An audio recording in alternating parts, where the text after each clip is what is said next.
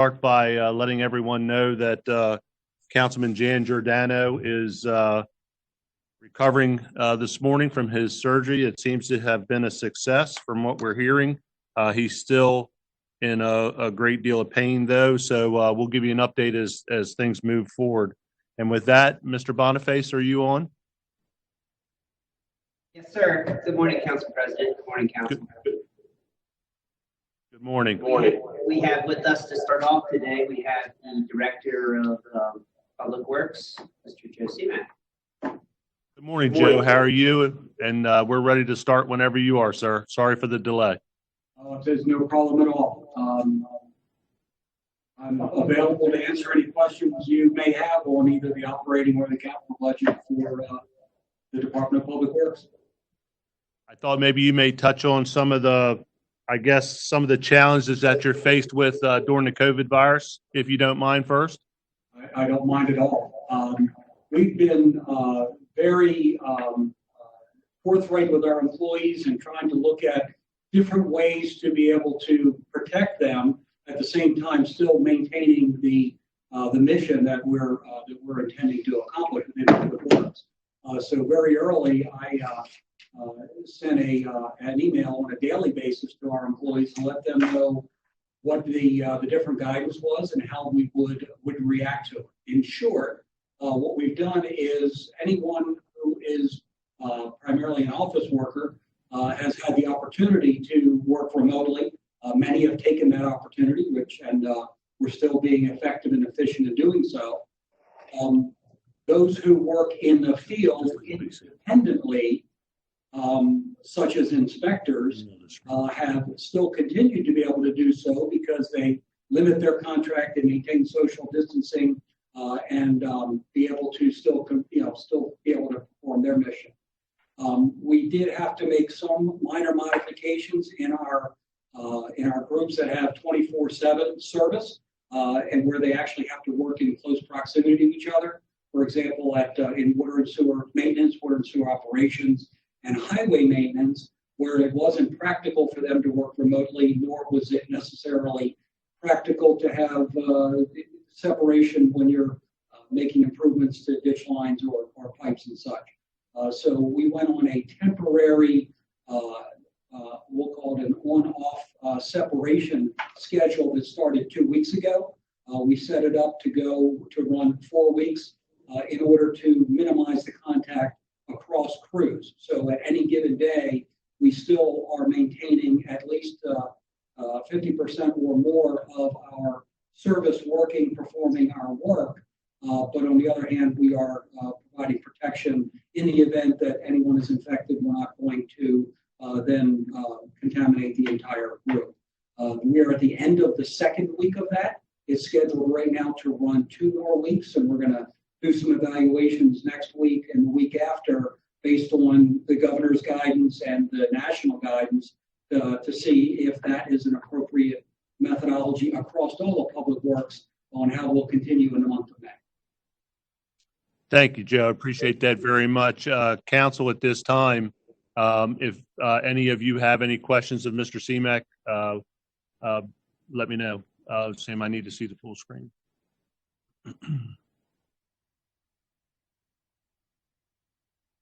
Council, anyone? Mr. Schroeds.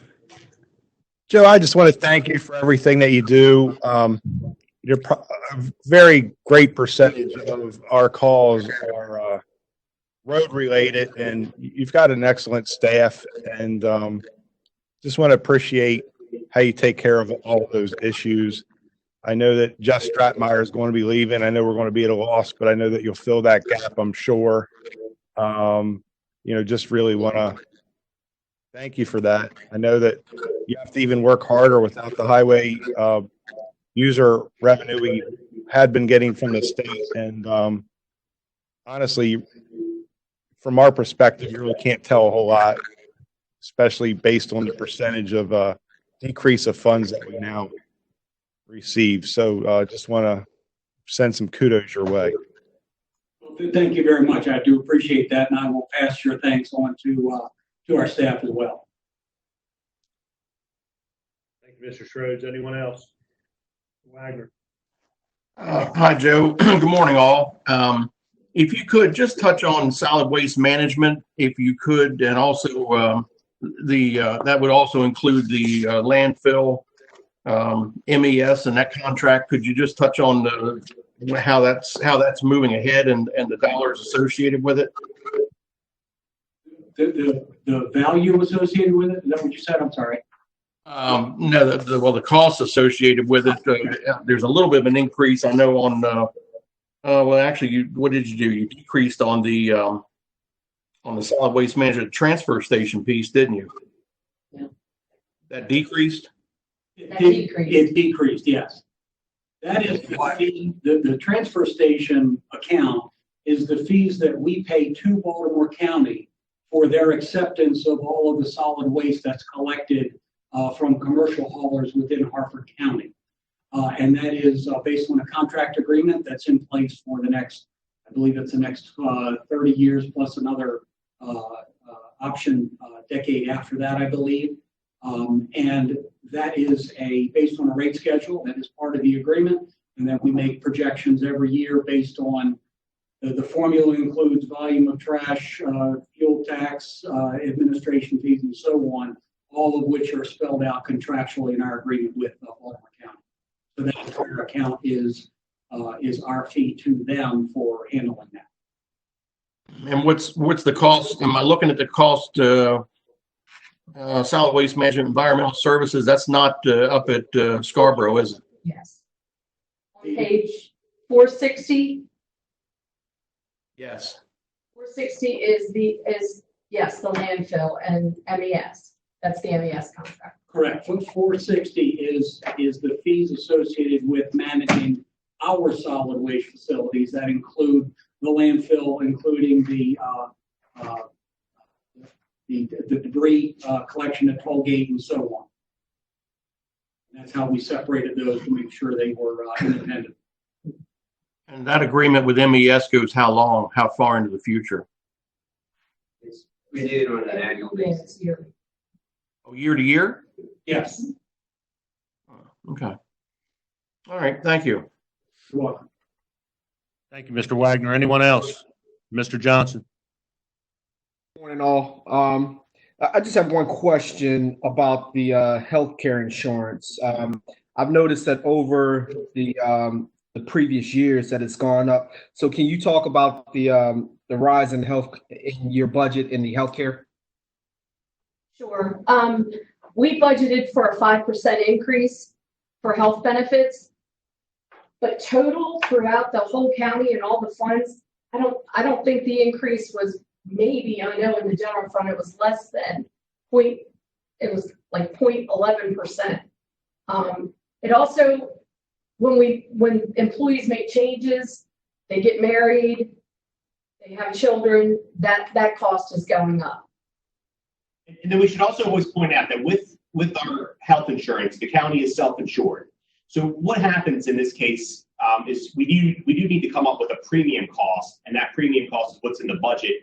That's pretty much an assumption that says that, okay, on average, the average employee is going to spend this much in medical costs, and that then translates into a premium cost. But at the end of the day, whatever the actual costs are is what really matters, because we've taken the actual claims, and then of course, some years the county has been to the good, some years the county has been to the bad, and that's why we always try to make sure that from a budget standpoint, that we're taking a conservative budget approach. But we have taken several steps in the past several years to reduce those overall costs of the claims. Last year, most notably with the co-insurance, but also just some other things we've done over the years as far as increased wellness spending, other cost sharings, and the like. So premiums just there for budget purposes. All right. Thank you very much. Thank you, Mr. Johnson. Mr. Woods? Thank you, Mr. President. And thank you for the opportunity, of course. Can you explain a little bit about how the inspectors work with the contractors and the benefit, if any, and also how they charge for service? How our inspectors charge for service? Right. Not to you, to the end user. So the builder, developer, the Understand. owner. As part of the, I believe it was the adequate facilities legislation from several years ago, we are required to bill for not only our inspection fees associated with inspecting developer constructed projects, but also the design review of the engineering plans when they come in. And that the code has the requirement for us to do that. It has specific rates that are mandated that we have to bill on an hourly basis for. And so what we do is, as our reviewers perform their work, they are setting up individual logging accounts of the hours that they spend on individual projects. And they're set up by the coding number that each project is given when it comes in the door. And then those hours are calculated at the end of the month, and essentially an invoice is generated that goes to the owner of the property. That's part of the agreement coming in order to get reimbursed for those costs. On the inspections, it's handled the same way. As inspectors go out in the field inspecting developer projects in the field, they also track their hours if they are for those type of projects, and they are billed as well at those rates that are part of the code and the hours that are logged. Yeah, I think a lot of people actually would be happy to know that we actually bill every time a inspector goes out. I mean, so that's a good thing. I'm sure not the person getting billed, but general public, I'm sure they're happy to know that they're not, the general tax funds isn't going for that. Now, if a complaint comes in and the inspector goes out, complaint driven, they get billed for that as well. If it is complaint driven on an active developer project, yes, they do. If it is complaint driven on a environmental issue that a citizen notices that we send people out to investigate, then of course that's part of our basic service to our citizens to investigate what the problem would be and report to them. And if it's unfounded, is that they still get billed for that? If it's found not to be, or they are in compliance and there's no issue? I don't know. I'll get you the answer on that. No problem. And also, why I'm asking that too is, what if I'm trying to think of a scenario like if I'm doing something at the house, maybe I've graded a part of the property and I didn't do enough to actually trigger the issues, and then someone calls, complains, and an inspector comes out. Will individual property owner who doesn't have anything pulled get a bill as well? Or because I look at that kind of like that's a fine for something that's maybe not even an issue. If you can get back to me on that, that's fine. I will. Next, do you have a list of years past? You were able to give us the list of projected road improvements and things of that nature for each of our districts. Do you have that available? We do. And that's something you could send over as well? Yes. Thank you. Recognize that's just projected. As Projected. Completely understand. Yep. Now, the list you're referring to is for the resurfacing, which in the budget is an all-inclusive number. And that would be the list that we give you. The individual road projects and bridge projects in each of your districts are already part of the capital budget, so you can find those. So the list I'll give you will be related to just the resurfacing, if that's okay. That's what I'm asking for, just the resurfacing. Thank you. Thank you, Mr. Woods. Mr. Buell. Just one quick question regarding Pasuchia Road. Could you give me an update on that, where we are, time frame? Widening of Pasuchia Road in Perryman? I'm familiar with it. I will give you a detailed summary. I know that we've been working on with the consultant, looking at a couple of alternatives related to the connection at the state road down at where the Clorox facility is, looking at some different improvements at that intersection. But I will get some more specific information from our highway design folks on that particular project and get that to you. All right, I appreciate it. And again, thank you for all you do. You guys do an outstanding job in your department. Thank you. Thank you very much. Thank you, Mr. Beulah. Our citizen budget advisors, do any of you have any questions? Seeing none. I too want to thank you for what you do, and just for the public, because you're here by yourself, but I would like you to let the public know how many divisions you oversee as far as PPW, and a rough idea of how many employees altogether. I'd be happy to. The total number of county employees within the Department of Public Works is roughly about 350. That changes, over time, but that is just roughly the number.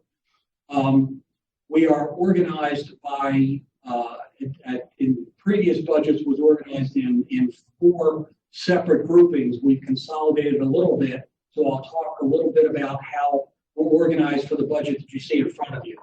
Water and sewer, which has the responsibility for the drinking water and the wastewater processes and all the environmental issues associated with them, operation maintenance and the engineering administration. A second division is Division of Highways, which is responsible for over 1,000 miles of county road, 220 some bridges, and they're responsible for the engineering, construction, and the maintenance of those highways, including snow removal.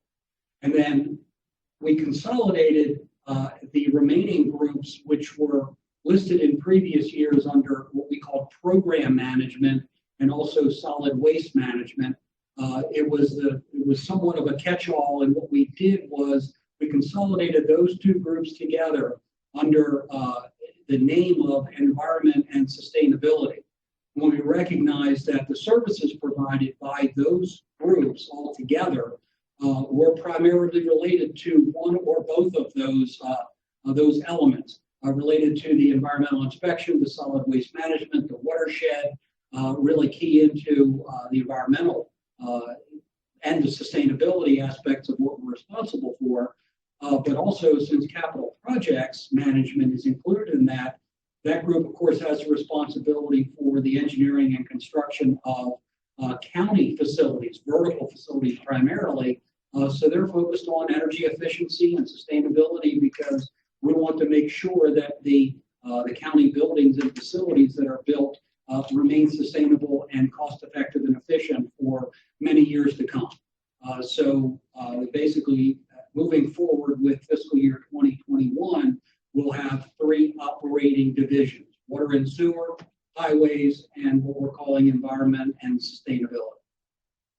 Very good.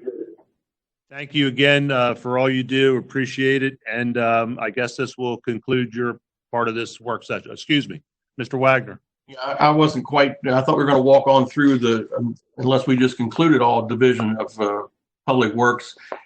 Just one quick question. Snow removal, do we have an audited amount of what was spent, assuming that the snow is behind us at this point? We can get that for you. We have not finalized the tabulation, but we can get that for you. Okay, I'd appreciate seeing that. Yeah. Thank you. Okay, I guess that will conclude, Joe. Thank you very much. Thank you. Mr. Boniface, I guess procurement next. Yep, I will be bringing Ms. Myers in. Thanks, Joe.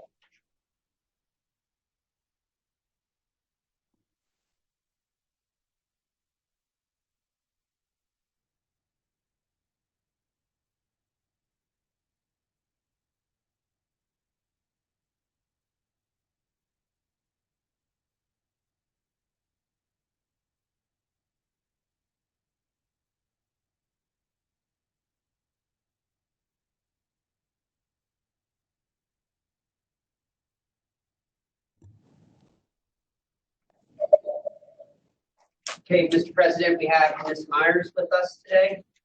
Good morning, Ms. Myers. How are you? I'm fine. How are you? Very good. Very good. Thank you. Thank you for taking time to come this morning. And I guess we'll work with you the same way. If you could just give us a brief overview of what your division does, and then I'll open it up for questions when you're ready. So we are procurement operations as well as fleet management. We are responsible for the contracting of all goods and services and capital improvements for the county. Thank you. Thank you. Council members, your time for questions.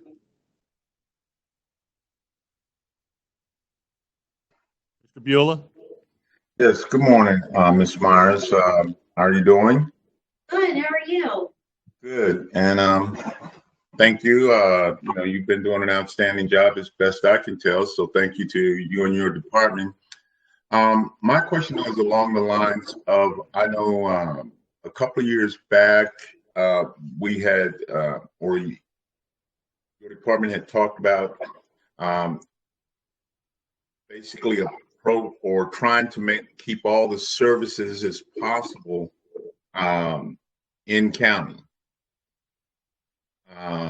or giving more county businesses the opportunity to do those services. How's that going? How are we doing? What do you have any kind, or could you provide me with any kind of spreadsheet of what services are done by county businesses and what services are outside of the county?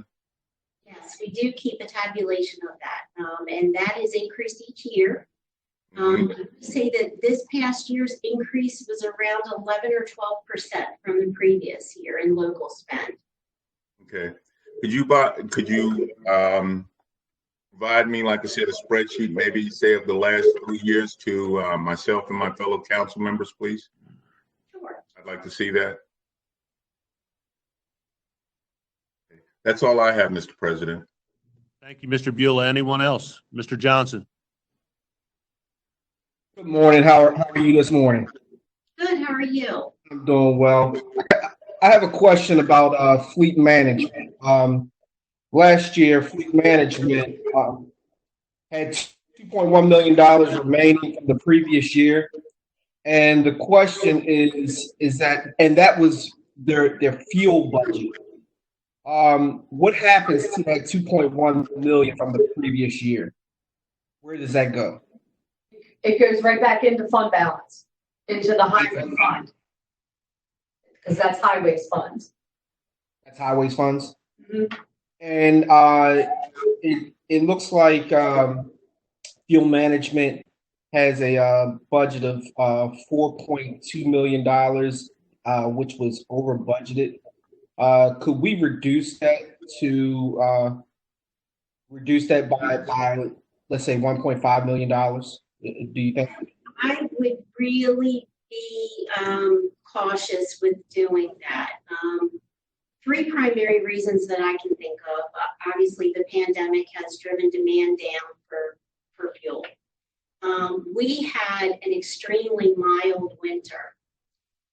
So, for the snow plows and that operation, fuel really took, the demand was not there for that effort as well. Even last winter was very mild.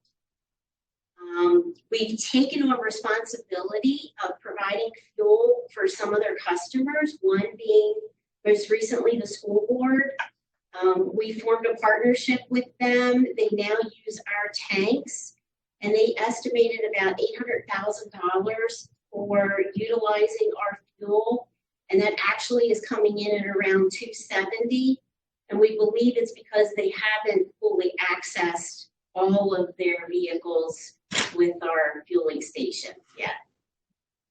And I would also note that we have revenues that kind of offset that because it's a cost recovery type deal. So we'll budget the expense in those budgets, but there's a revenue that offsets it because either we charge out to the schools, we charge out to other funds and the county. And so if you were to lower that budget, then you would also kind of lower the revenue budget as well, and it becomes a little bit of a wash.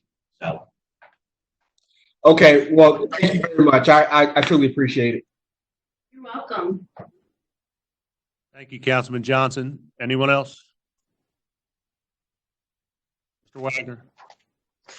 Hi, Karen. How are you this morning? Good. How are you?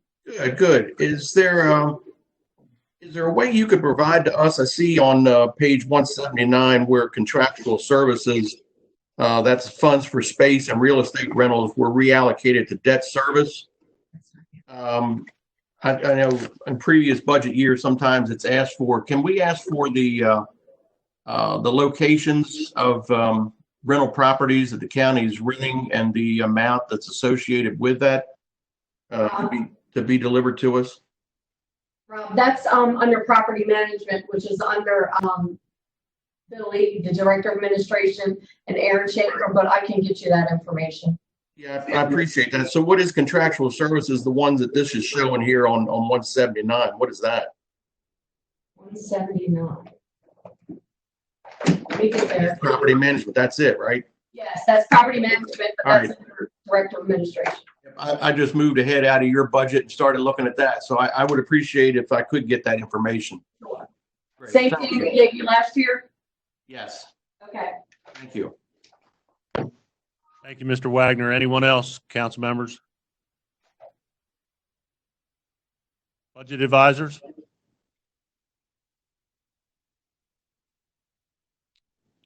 You'll have to unmute your mic. Thank you. Ms. Myers, good day. Does the sheriff's department utilize the fuel stations? Yes, they do. And are you able to procure future fuels? Obviously, the price of fuel dipped below anything we have ever seen before the other day. Are you able to procure a year's worth of fuel at that pricing? So we belong to a consortium where Baltimore County is the lead agency on that. And we buy as a group. We made a spot buy February the 19th this year. And the way that the contract works, we commit to so many gallons. I think we committed to 2.1 million gallons, if I remember correctly. Once we reach that commitment amount as a group, as a consortium, then we can float and negotiate the pricing. We did some homework on this just to see on average what the crude oil prices were. 2010, they were $165 a barrel. This morning we checked it and it's $16.50 a barrel. So it's, as we all know, extremely volatile. And so the school system, the sheriff's department, is the library utilizing your fuel? I have to check on that. I'm not sure about the library. And is Parks and Recs obviously is utilizing your fuel? Yes. So there's no chunk of people that aren't using it at this point, correct? Other than maybe the library. Our companies. We're looking at more partnerships that way. We're looking at more partnerships that we can do. That's one of the things, Because we seem to have done a lot better in the past years. Yeah, our latest Getting- bringing the Board of Education report is going to be a huge savings over time. But it's been a transition over a couple of years of doing that. Definitely had a great deal of savings in not having to bring their facilities up to standards and just concentrating on our facilities. Up until this last quarter, we were trending by utilizing this consortium contract, $500,000 in savings, utilizing that versus, not being a part of the consortium. So that may go down, that savings projection may go down after the pandemic situation. Thank you so much. You're welcome. Thank you, Ms. Hergenhoven. Anyone else? Seeing none, Ms. Myers, I want to thank you and congratulate you and your department on all of your best practices in your purchasing and the savings that you bring to the county as a whole. So thank you and have a great day. You're welcome. You too. Thank you. So I think we have Mr. Parrish is on the line. Very good. Good morning, Mr. I'm indeed on. Good morning, Council President, council members. Thanks for having me today. So if you would, Mr. Parrish, just as the others, if you just want to give a brief overview on how your division is moving forward throughout these challenging times, and we'll open up for questions. Sounds good. We're a department that is a little bit over 2 years old now. Main goal of our office is to strengthen opportunities for business development, community stability with a focus on jobs, transportation, and housing. So our goal is really to build strong communities in the county. To do that, we basically operate 4 divisions. We operate our housing division, which runs everything from homeless services through home ownership in the county. Such programs including all of our assisted housing programs and our Hometown Heroes program. So the program that assists our local employees when they want to buy a home in their first home. Our community development division sees a lot of the funds that come in from the federal and state governments. So we do a lot of the CDBG, Community Development Block Grant Home, which is money that comes in for affordable housing programs, operate our grant and aid program and our tourism funding award program out of that division. We oversee the transit division. So Hartford Transit Link, the blue buses that you see out on the roads, operates under our division.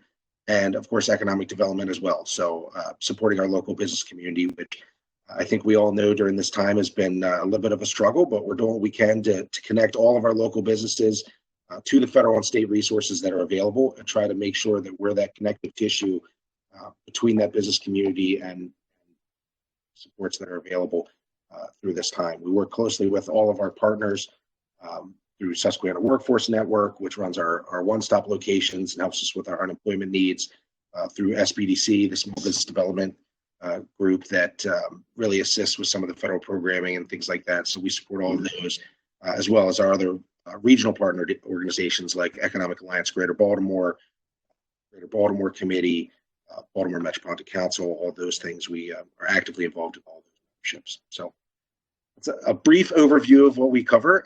Happy to answer any questions you may have, and here for you. I just want, I would like to know where we are and how and if this COVID will affect our installation of bus shelters. So we're moving along forward with that. We're actually using some community development block grant funding for that.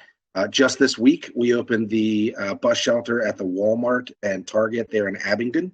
So that one just went online. Obviously, we're not doing any ribbon cuttings or anything like that at this point, but we are getting them moving ahead.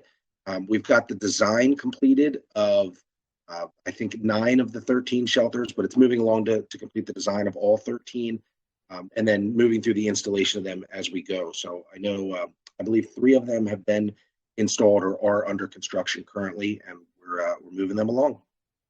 Well, thank you for that. Council members at this time, questions for Mr. Parrish?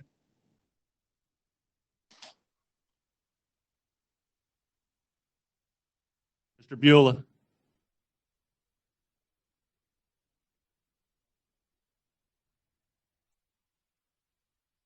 Yes, Mr. Parrish, thank you for the job that you do. I don't envy you with the 4 departments and all, but good job. But my question, as far as small businesses, this is really tough times for them. As far as economic development, and say any assistance, are you working with them as far as acquiring some of these, helping some of those small businesses, maybe guide them as far as acquiring some of these small business loans? And is there any type of additional help planned, once we exit out of this COVID virus status, shall we say? Yeah, it's a great question. A couple of things that we're doing currently, and then a couple of things we want to do coming out of this. So yes is the short answer to the question. We are absolutely being that connective tissue between that small business community and the programs available. We're on calls, multiple calls daily with the Department of Commerce. So Bridget Peters is our local representative. She's been fantastic with working with us and our local community, local businesses on applying for the programs that are available. Ryan Delgado from our Small Business Development Group. same thing. We're on calls constantly with them. Again, trying to make the connection between our businesses that are applying for loans and then with the loans that are available. So both the federal programs that have come out and will be coming out as they get additional CARES Act money through, and then the state programs, so the Department of Commerce programs that rolled out. We're doing a lot to try and make those connections. At this point, we've seen the funding that we have available in our loan programs really is available for economic opportunity and growth. So our goal is, as we come out of this, to roll out some of our loan programs to really help the businesses that have sustained through it grow and pick up any market share that may come available. That said, we're also exploring how local CARES dollars that's coming into Hartford County can be used as business support. So whether that's in partnership with the Department of Commerce and some of the state programs and making it available strictly to Hartford County companies, or if we can roll out some of the things on our own, then that's some things that we're exploring right now. But don't have anything to announce at this point, just things that we're looking at on how we can support the small business community. Okay, as that becomes available, could you provide myself and the council with how those programs are going to work, dollar amount, what's available? And I want you to keep us up to date on that. Yep, absolutely, no problem.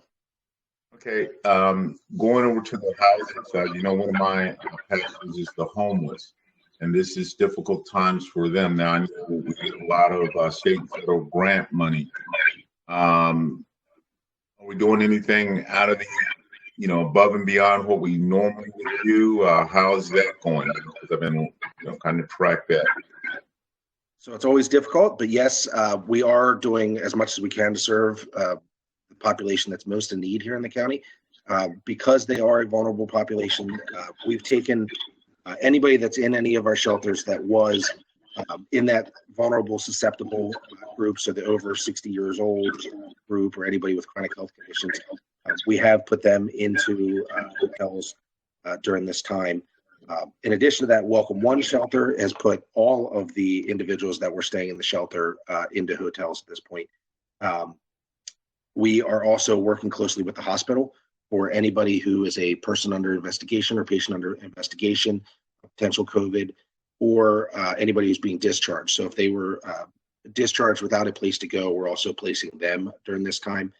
We are not placing new people that come to us during this time outside of COVID patients, but because the shelter's not open and operating at this point. But anybody who is COVID related, and then of course our vulnerable population, we're trying to serve. Are we getting any additional federal funds to help us out? As far as, in this time, is any of that CARES money available for that specifically need for housing? Yes, we actually got additional community development block grant dollars. So we're working closely with Hartford Community Action Agency, who's our lead agency in our continuum of care, on how to spend that money. I think the majority of it is going to go towards some rental assistance programs, try and keep people in their houses. Anybody who's lost or not lost their houses, but lost their job due to COVID and would then be in risk of eviction and things like that, even though evictions are not currently happening, but just that they would be at risk of that. We want to be able to catch them up on their rent. So we're looking at some rental assistance programs. We're also looking at food instability and how do we support some of our nonprofits that are providing food services. So again, Hartford Community Action Agency, Mason-Dixon Community Services, in the northern end of the county is closely aligned to that. We're on calls pretty consistently with Healthy Hartford, talk about the different food programming around and how we can support that population as well using those dollars. So yes, we are getting additional federal assistance for that end for COVID related services, and we're working closely with our continuum to make sure that they get into the hands of people that need it. And if someone has that need, because I know I've been in contact with a couple of the faith-based, the faith-based community, a couple of churches, they would just continue to contact the community action agency. Yeah. So they're our lead agency in our continuum of care. So absolutely, you can go through them and also through us, through our community development department. So yeah, they can reach out to me and I can put them in touch with the right people. Yeah, because for obvious reasons, they're a little hesitant, to, shall we say, take in the homeless at this point in time. But yeah, so That's all I have, Mr. President, and thank you, Mr. Parrish, for the outstanding job you do. Thank you. Thank you. Thank you, Mr. Buell and Mr. Wagner. Hi, Mr. Parrish. How are you today? Good. How are you, sir? Good, good. You've got to be probably the busiest man around town right about now with some of the issues we have going on. How many buses do we have? You know? So I would have to get you the exact number. Kim, I don't know if you know offhand. I think it's around 32, but I would have to get you the exact number. And that would be, we've got some multiple full-time drivers, and do we have some part-time drivers as well? Yes. If you could get me that breakout, I'd appreciate that. And No are we doing anything to expand routes? So no, we just about a little bit over a year ago, we did a total route adjustment where we took our existing routes and changed some of the stops and things like that and extended our hours. At this point, we have not been looking. We're looking in our 5-year plan on extended routes and things like that, other areas of the county. But at this time, our coverage area is not looking to expand. Not looking to expand? Yeah, so we're going to run the routes that we run now. We're not looking to add any additional routes right now. Not looking to decrease either? No. Okay. All right. Thank you. And we do appreciate the job you do every day. Thank you. Thanks, Lynn. Thank you, Mr. Wagner. Mr. Johnson. Good morning, Mr. Parrish. How are you today? Good morning, Councilman. Question. Let's circle back to the bus shelters. Could you name or provide a list of those 9 other bus shelters that are being placed and where they're being placed? Yes, we can get you that. Okay. And as far as transportation, let's circle back to that as well. It looks like in the budget on page 650 that the budget went from $859,000 and it decreased to $481,000. Why is that? I can answer that, or Kim, do you want to answer that? Either way. I can answer that. It's under miscellaneous. That would be a grant match that we reallocated down into the grant match fund, which is under treasury basically. And that's where it should have been last year. So it's just been reallocated down to that. Okay. So the funds for the previous year, have they increased?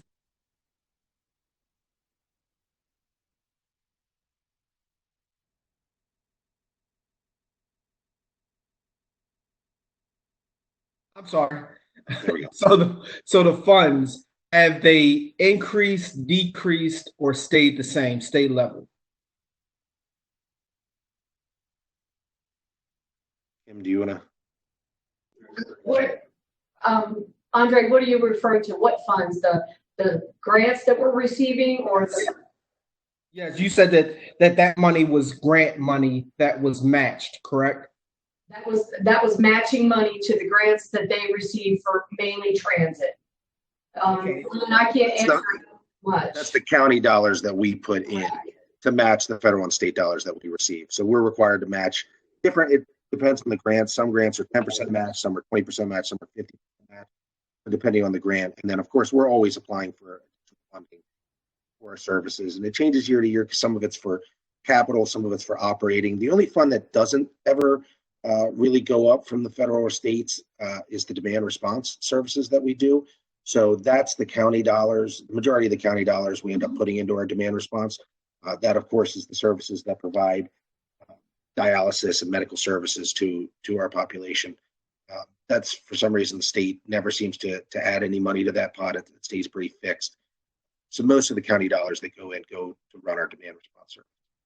Okay. And could you speak on the ridership within the 40 corridor? Has it increased, decreased, or stayed level the same? So we're about a 10 to 12% increase in ridership. year over year. That's every month we track that. Some months it could be as much as 25 or 30% on our fixed route. Some months, 5 or 6% on our paratransit demand response routes. But generally speaking, we're about 10 to 12% year over year. I think a lot of that can be contributed to our extending our hours also. So that's helped us increase ridership, increase the mileage that we serve in the county, and really support that population. And the circling back to the bus shelters, how are those locations for the bus shelters? How are bus stops determined by the county? The placement of the shelters is going by ridership level. So the stations that get the most ridership would be the first ones that we're placing shelters in, and then it would go incrementally from there. So the stations that don't get a lot of riders obviously would not get at the beginning. We're working our way towards that eventually, but right now we're trying to hit the stops that get the most traffic. So we are doing an expansion of the shelter at the Aberdeen train station as well. That's one of the ones that I think is under construction right now. The pad sites were already done in that one, so we're just going to expand that shelter. We're also adding some displays, some visual displays with our routing. And we're taking this time currently where we're not running our fixed route service. Our drivers are working very closely with our Department of Public Works to make sure that our signage is all up to date and accurate throughout the county. So they've been spending a lot of time over the last couple of weeks. I appreciate the support from Public Works to make sure that we're out fixing all our signs everywhere and making sure everything's accurate. Thank you very much. Moving on to, I see that economic development, that tourism has, I guess, does tourism fall under economic development? Yes, sir. Okay, so it looks on page 150, I'm sorry, 650, that tourism and marketing it has received about $2,080,000 in contributions from tourism related contributions. So could you talk about that? So that is the contributions that come into our tourism awards. Our tourism fund is through the hotel lodging fee that was introduced by county executive right when he came into office, I believe about 5 years ago. So that's the money that we do get in that. I will say that the numbers are obviously significantly down here in the fourth quarter, end of third quarter and fourth quarter, because of the COVID virus. So our hotels are operating many times at 10 or 20% occupancy, and some have closed during this time. So we do expect that number to potentially be adjusted. Okay, and how? Yeah, so this is Robbie. So we also have some reserve funding from the hotel tax, because again, everything that we collect for the hotel tax and don't spend on tourism is reserved separately, so that it doesn't get commingled in with regular funds. So we do have some surplus funds from prior years that could also serve as a bridge. But as the county executive spoke about yesterday, that we will be looking at any of the tourism related spending and maybe perhaps needing to make adjustments to that. Okay. So how are those grant recipients chosen? So we run it. It's an award, tourism award. We don't do it as a grant. We do it as an award. But it runs through our tourism advisory review committee to make recommendations to the county executive. And who oversees that? The process, the tourism advisory review committee. Yeah. I guess I would say me. I'm heavily involved in that. Myself, my deputy director. We have a grants specialist who oversees getting the applications in, and then it goes to the tourism advisory review committee, which is made up of members from our economic development advisory. And as far as the funds, who determines how much a particular organization gets? We make a recommendation to the county executive, so the county executive. Okay. And it appears that in previous years that the the funds, how is the oversight as far as those particular organizations? How's the oversight for them using those funds? What is the process of the county making sure those funds are going towards tourism? So once we make the award, we enter into an award agreement with them. The agreement basically states the amount of money that they're going to be getting and then what it's to be used for. And then they provide us with quarterly financial reports on that, so how they're spending the money. And then basically a report on what the money was used for each year. Okay. Hey, I appreciate your honesty and your candor, and I appreciate the job that you do, Mr. Parrish. And thank you very much. Thank you, Council President. Andre? Yes, ma'am. This is Kim. On page 669, you were asking about the Hartford Transit grants. That will show you how much we anticipate receiving and what our match is, if that's helpful for you. Okay, thank you. 669? Yes. All right, thank you very much. You're welcome.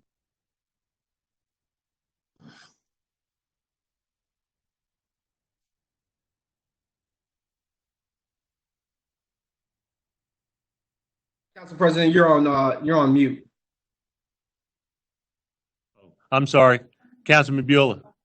Yes, one quick question regarding the surplus as far as the hotel tax revenue. You said there, Mr. Sandlin stated that there was some surplus accumulated from years past. Could you give us a dollar amount on how much you have there? And could some of that be used to support the nonprofits going forward, since we're going to, the hotel tax revenue is going to definitely be down, for a couple of quarters? So in the CAFR, as part of the fund balance sheet, this will be on page 73 of your CAFR if you had it, you will see a line item called restricted for tourism. And at the end of last year's audit, that was $653,000. Now, of course, keep in mind that this year, and this is particularly where we're seeing a lot of the hotel shock, that we've committed to spending a certain level. And while we were collecting at a decent pace through most of the year, I don't know how much that's going to be off, particularly in April, May, June going in there. So it could even be that in this fiscal year, those funds are drawn down. So again, this is one of our more volatile revenues.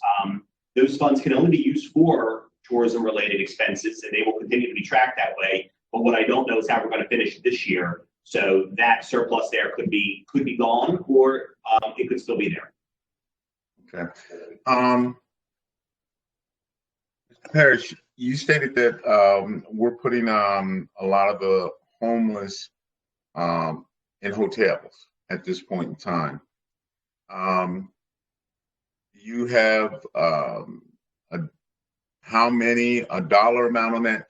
And two, I know the county pays the hotels for this. Do we get a discounted rate? And do they pay, shall we say, I don't want to phrase this, for what the county pays them, are they also paying the hotel tax back to the county on those, on that revenue? You understand what I'm trying to say here? Yeah, there's a few questions there. So the population that the county has approved to go into the hotels at our cost, it's only about 5 individuals that met the criteria for over 60 to be placed in a hotel. The other remaining homeless individuals that were at Welcome One Shelter is funding their placement directly. We do believe that the ones that we have funded are eligible for reimbursement through the COVID Act because they were vulnerable population that was approved prior to us placing them. Welcome One, once this initial contract that they've gone through is completed, Now that we're getting the additional community development block grant funding, we do think rental assistance and placement could be eligible for that. So we are exploring that for them moving forward. The dollars that we put forth for the handful of individuals that we placed came out of our freezing weather plan dollars. So the money that we would normally use over the winter for overflow and placement into hotels as needed, we didn't need because we had such a mild winter. So we had that money available, and where we would normally put it into eviction prevention programs and housing assistance, we put it into COVID hotel placement remainder of this year. We do get a discounted rate on those hotels. We have a partnership. Hartford Community Action Agency actually has a partnership with some of the hotels, and they do placement directly through those hotels, but it is at a discounted rate. And yes, those hotels, anytime that they have someone staying there, would be paying hotel tax dollars, lodging revenue dollars that we would get a portion back. So you said the county only has 5 individuals, homeless individuals. That sounds kind of low. I thought that number would be much higher. There's 33 beds at the Welcome One shelter. Of those 33 beds, only 5 were taken up by the vulnerable population, the 60 and older population. So those are the ones that we placed. The additional 28 beds were also placed in hotels, but they're placed at Welcome One. Welcome One is doing that. Okay. All right. Thank you. Councilman, remember when you're done asking your question, please mute your mic because we are starting to get a little feedback. Councilman Johnson. Mr. Parrish, I'm trying to square this. Visit Hartford. Could you explain? Visit Hartford is a nonprofit organization, right? They're not a county organization. That's correct. Yep. So they're a what's called a direct marketing organization.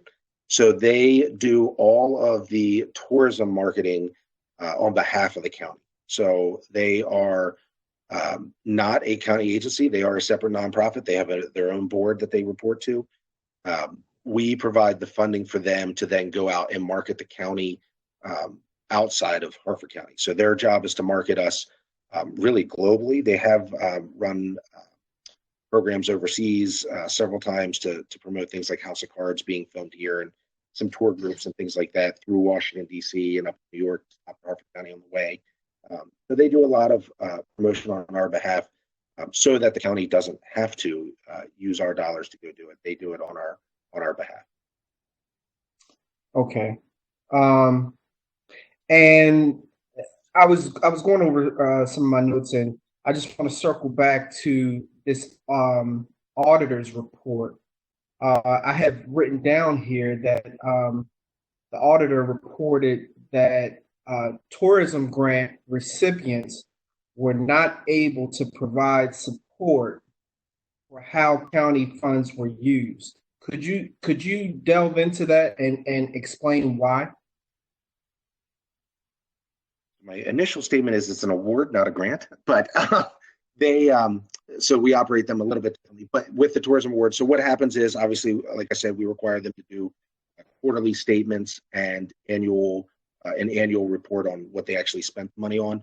And in the audit, our county auditor found that 1 or 2 of them had not provided accurate information or just had not completed the event as needed. So we have worked with those organizations moving forward, how they can apply in the future and things like that. So we do take that into account, previous year's performance on the next year's award every time. Now, we're getting a little feedback here, but in the future, will there be any sorts of repercussions for certain agencies not providing the necessary information to you, and what's your guidelines? Yes, it certainly affects their score for the next year's application and future years' applications. So yes, we absolutely take that into account. Okay. Thank you. Yes, sir. Thank you, Mr. Johnson. Anyone else?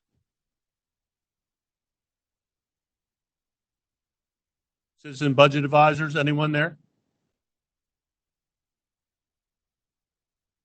All right, seeing none. Mr. Parrish, thank you again for all you do. Sure thing. Absolutely. Thanks. Have a good day. Thank you. All right, Mr. President, we have, of course, our distinguished treasurer with us. So I'll open it up for him. Council President, members of the council, of course, you all know me, but Treasury is the county's finance office.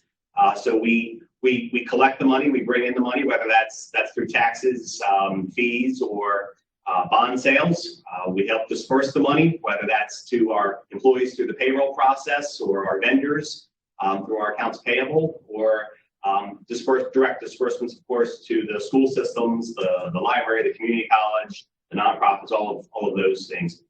And of course, we manage the money. So managing the county's investments, keeping the books, making sure that we're in compliance with all the numerous record keepings that we need to do. With that, I'll take any questions. Thank you, Mr. Salas. We consider you the heart of the administration because everything flows through you eventually. And I will save that video clip. I'm sorry? I will save that video clip. Absolutely. Absolutely. So briefly, if you will, just kind of touch on your ideas and thoughts moving forward. I know you're not going to be able to give us a definite, but just on revenues coming in because of the COVID virus, what you anticipate, what your thoughts are. Well, we're certainly seeing a disruption right now in our revenues. And unfortunately, as I said yesterday, we won't really get a sense of that until a little bit later in the year when we get the income tax distributions. And again, as to how far that's going to be, you've seen numbers out from the comptroller, it's saying that potentially down by 20% or something like that.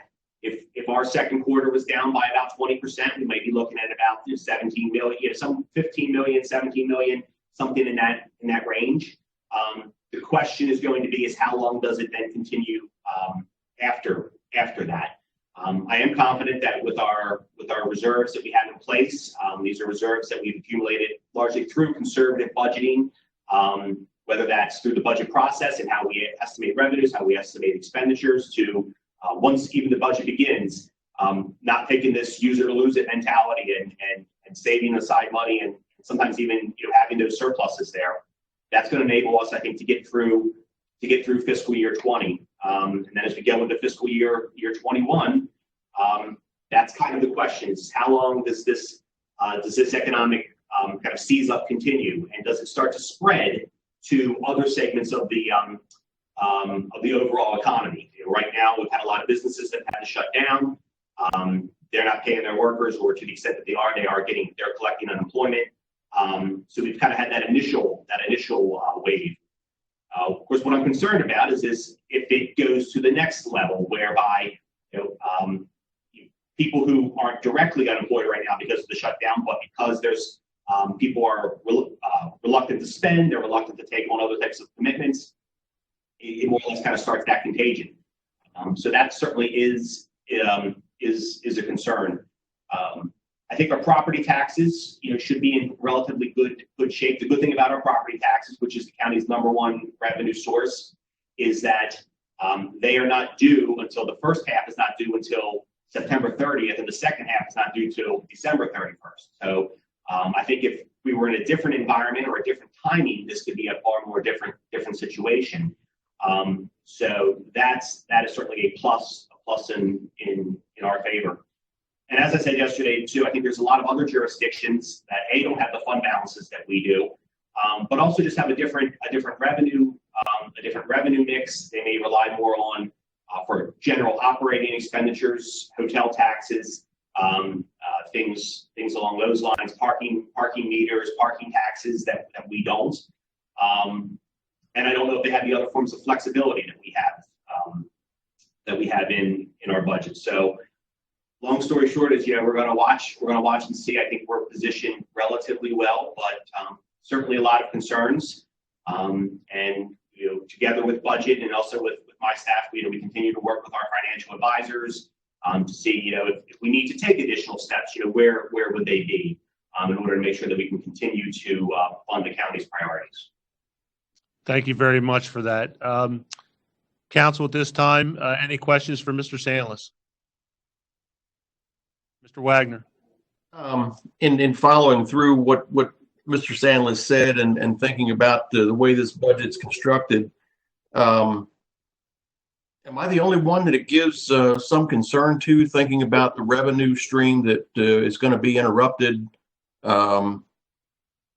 not necessarily in the short term, but in the longer term, be it income taxes, real estate taxes, a lot of things that we're going to see a decline. I mean, certainly they're already anticipating a number of businesses not coming back, small businesses, because of the situation they've been placed in over the last 30, 60 days and what's going to come to them in the future, and then the possibility of a resurgence. Mr. Sandless, do you think we've been a little aggressive in what we were looking at in biting off a lot of expenditures? I mean, it's great that we're fully funding education, which is all by itself, but it's also a debt that we're incurring, that and with the incentives for employees and some of the things that this budget is trying to accomplish. If it was all great times and it looks like bright and sunny skies ahead, it would be just fantastic to do everything. But does it not give you some pause in thinking that over the next 2 years, we're going to burn up a lot of that surplus and not have anything left at the end? Well, I think that there's always concern, whether or not there would be nothing left at the end. I mean, that would require a very, very significant, almost Great Depression type deal. What we have done is I've looked at the revenues that I think are most susceptible to the shutdown. So like hotel tax, some of our building permits, things like impact fees, and admissions and amusements tax, which is what's taxed. Like if you go to the movies, that's kind of like this hidden sales tax on those that goes to the counties. And we've significantly reduced those. When it comes to income tax, kind of done two different things there. One, kind of reduced our what I think was our overall projection, and then that's kind of split out into two different ways. Part of that is reducing the base that I'm going to grow fiscal year 21's projection off of, but then the other one is saying, okay, some of this is going to be a reduction, but I don't think it's necessarily going to be a reduction in the baseline. It's just going to be kind of a one-time reduction, but we've made those reductions in our income tax. And then going into next year with income tax, we were only off of a reduced base from where we thought we were going to be. We're only expecting 1.5% growth. And the way we kind of get to that 1.5% growth is that we expect the revenue decline to continue into the first part of fiscal year 21, and really don't start to recover. And even when they do recover, be a very modest kind of recovery in the second half of the year. So that's kind of what we've done there. We've worked closely with our spending affordability committee. Actually, it was part of, they were the ones who wanted to, our initial plan again was to try to grow the budget income tax by around 3% or some variation thereof. And they're like, no, let's lower this to 1.5%, after speaking with members of that community. We still think that's significant. The state has not made any reductions to their fiscal year 21 estimate, but just like we are, we're all taking an eye on it and looking at it. And it may require some mid-year cuts. We internally are always trying to control the expenditures that we can control. So whether that's not filling positions or things like that, but then it may require additional cuts. And of course, if it does, that'll be a process that we'll all have to work on together. Okay, thanks. Thank you, Mr. Wagner. Mr. Johnson. Thank you, Council President. This is Sandless. The Bureau of Accounting and Revenue Collection has been, the budget, the previous budgets in prior years have gone unchanged. So where does that money go when it goes into the budget, and can that money be reduced?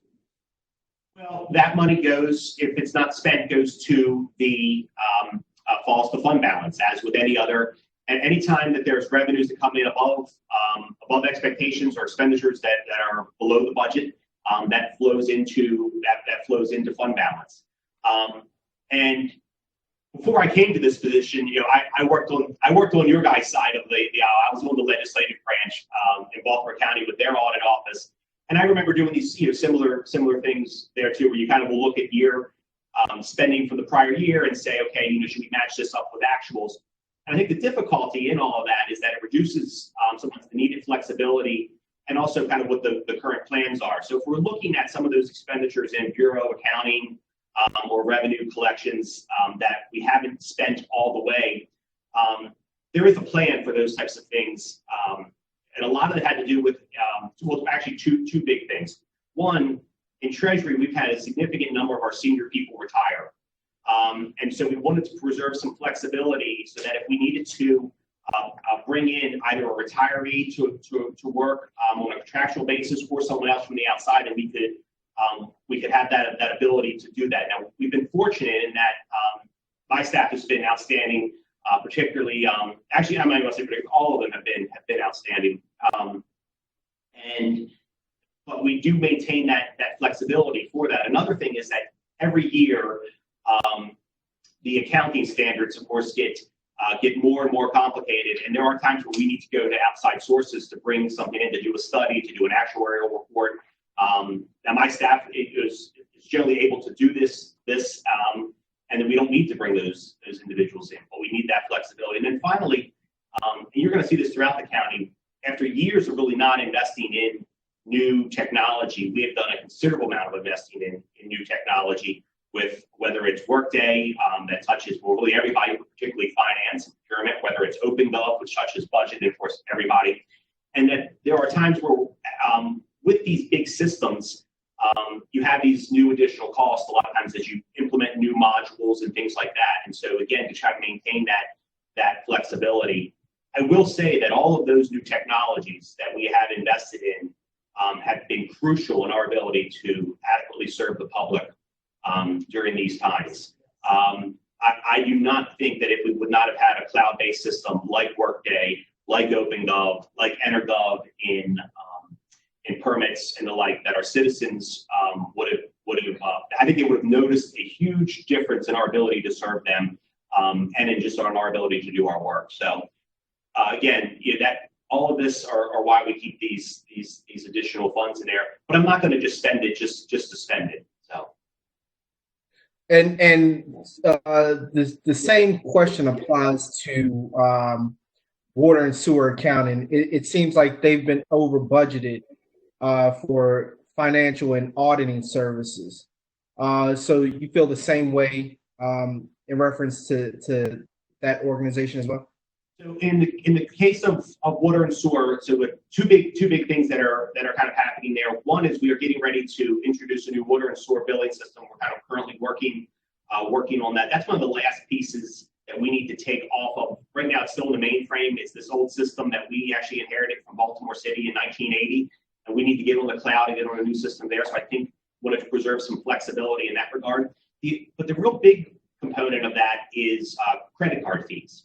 And these are the fees that banks charge us when we accept credit cards. And the county has made a decision when it comes to our water and sewer bills that we will absorb those costs. And they're generally around 2.5% of the transaction, because we think that that's a service that we want to provide to our citizens. And it also makes sure that there isn't any barriers towards people paying their water bills, things like that. And we've actually seen a huge increase in the number of people each year that are choosing to pay their water and sewer bill by credit card. And so that's where that expense comes from. And that number is only going to grow as we get into the future. So that particular money for water and sewer, that can only go to water and sewer if I'm not mistaken. That's correct. So we have separate funds in this county. We have the general fund with a highways fund, the water and sewer fund, and then there's a bunch of smaller funds. But those funds, unless there is a kind of an approved transfer, and generally those transfers are approved by the council, those monies all stay within their respective funds. Okay. Thank you very much. Thank you for service. Yes. Thank you, Mr. Johnson. Mr. Schroeds. Morning, Robbie. My question had to do with the veterans and senior tax credit. I was curious how that was coming this year. This is our second year, and I made a big push to let people know about it. I don't know if it helped or not, but I tried to let individuals know that it existed, and just wanted to see if you kind of had a count. Yes. I had it on my computer, and then my computer shut down, and now I'm getting the spinning beach ball. So let me see if I can relog back in and show you an idea about where we are. With that tax credit,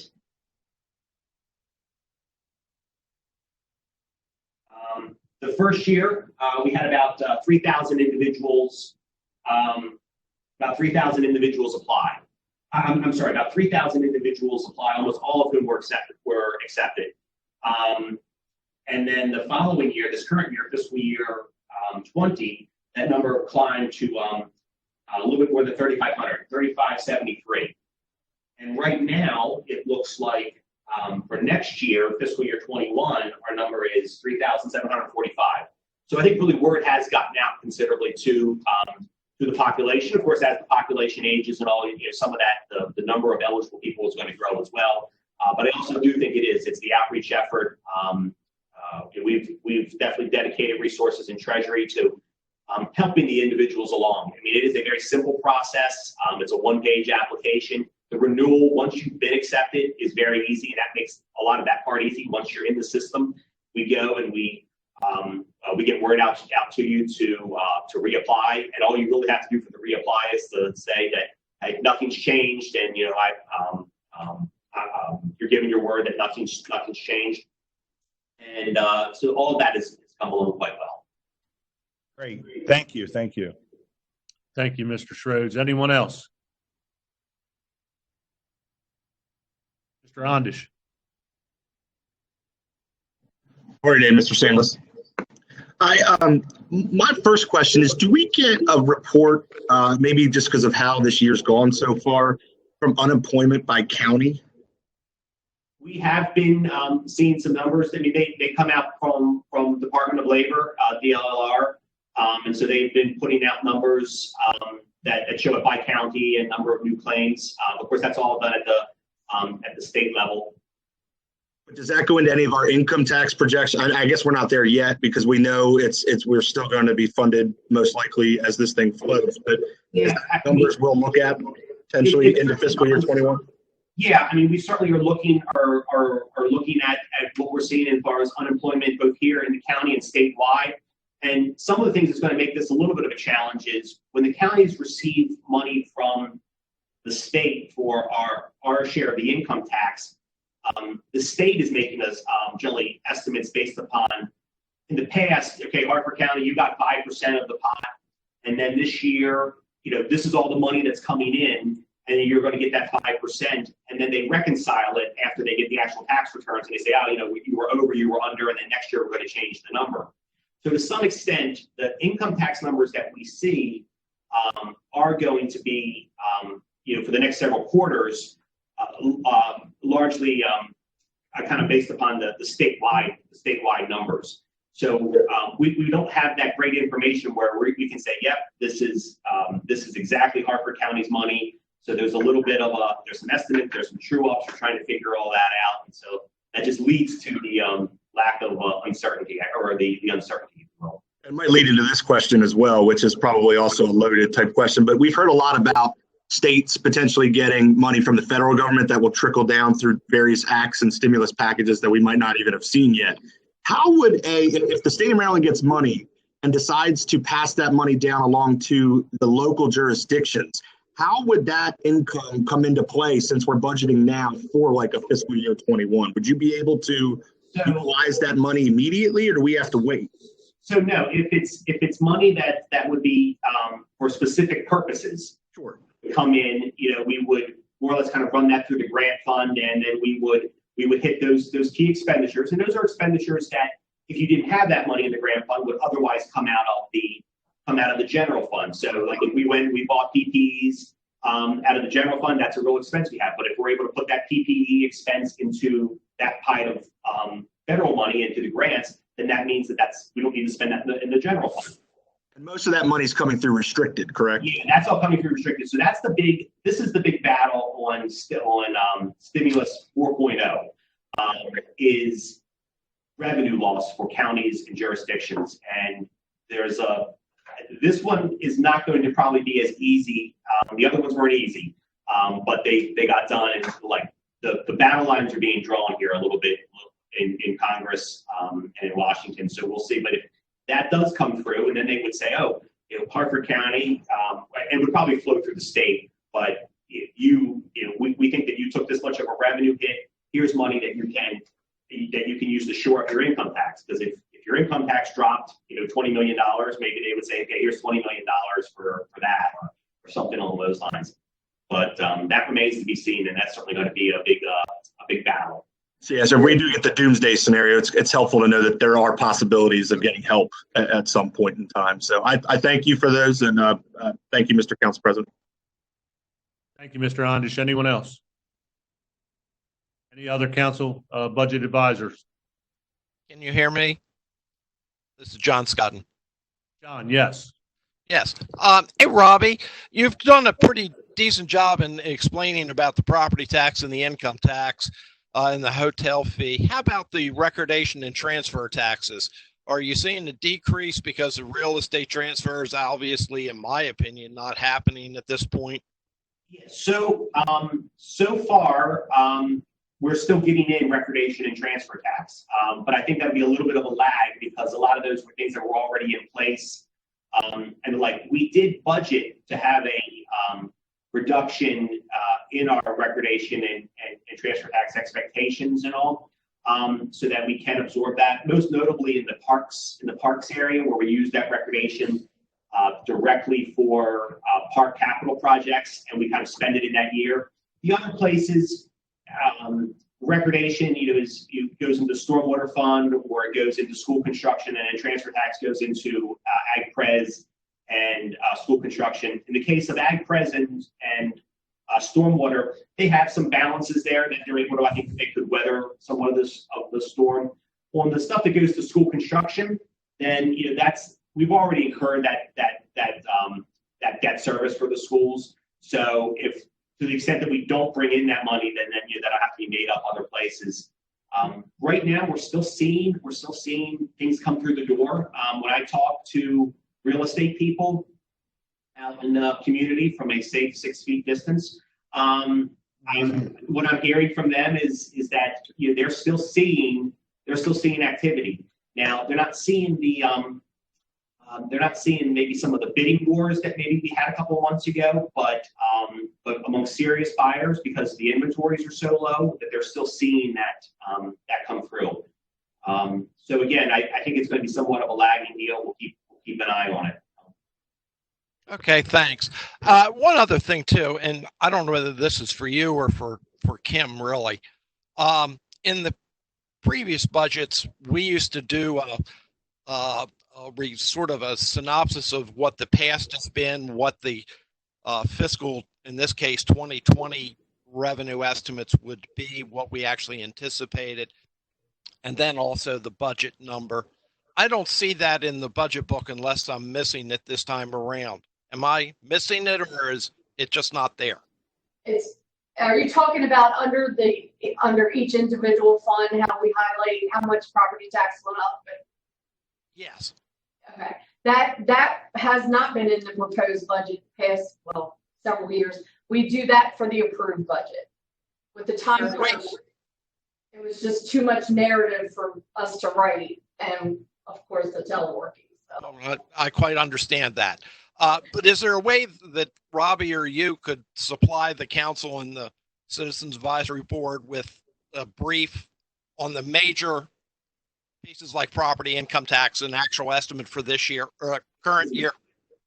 John, there is a small explanation in the budget and brief for property tax and income tax. Yes. Okay. And it should look at that, and if we have any questions, we'll get back with you then. Thank you. here. Thank you, Mr. Scotton. Anyone else? Can you hear me, Mr. President? Mr. Tibbs, I sure can. Thank you. I was just wondering, Mr. Sandless, have you noticed any increases? I know a lot of people wait till May to pay their property tax bills. Have you noticed any increase on some of these people are laid off of delinquent payers? You know, the property taxes are due on September, the first installment on September 30th and the second installment on December 31st. If you go late on that, there are certainly people who do pay late. And then normally that culminates with a tax sale process whereby we recoup that. This year, we have postponed the tax sale from June until September. So from June 20th to September 21st, I believe. It's the third Monday in September instead of the third Monday in June. Right now, we still do have those accounts that are delayed. We're actually a little bit less than what we were this time last year. But normally, a good chunk of those would pay up before the tax sale. So I think to some extent, we'll probably see some individuals wait until you get to the tax sale, and maybe you would see some higher numbers in that area. But we're in relatively good shape. It's not you're dealing with a small fraction of the overall amount of property taxes due. So we're in good shape there, I think. Thank you. Thank you, Mr. Tibbs. Anyone else? Bring it, screen it. Mr. Johnson. Thank you, Council President. One last question in reference to, and I don't know if you touched on this or not, but can you just put this to bed for me? I've received roughly probably about maybe 50 to 75 emails on a property tax hike. Are there any legs to this? So since about I think 1979, the state of Maryland passed what they call the constant yield add requirement. And so that it required that if assessments were going up, regardless of whether or not the property tax rate changed, that counties needed to put this ad in the paper that says there's an increase in the constant yield, and that's a tax increase. So the tax rate that was proposed is the same as it was last year. However, there is some additional tax growth. It's very limited. It's only a couple of percent from assessment growth. So there is an increase of assessments, and so if you were to compare your property tax from one year to the next, you would probably see that it's maybe going up, by $30 or $40 or something like that. But no change in the rate. Okay, thank you very much. Thank you, Mr. Johnson. Anyone else? All right, seeing no one else, Mr. Salas, I want to thank you again. Appreciate it. Thank you.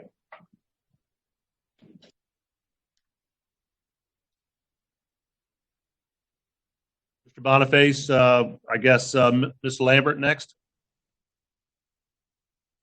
Yep, we have Ms. Lambert.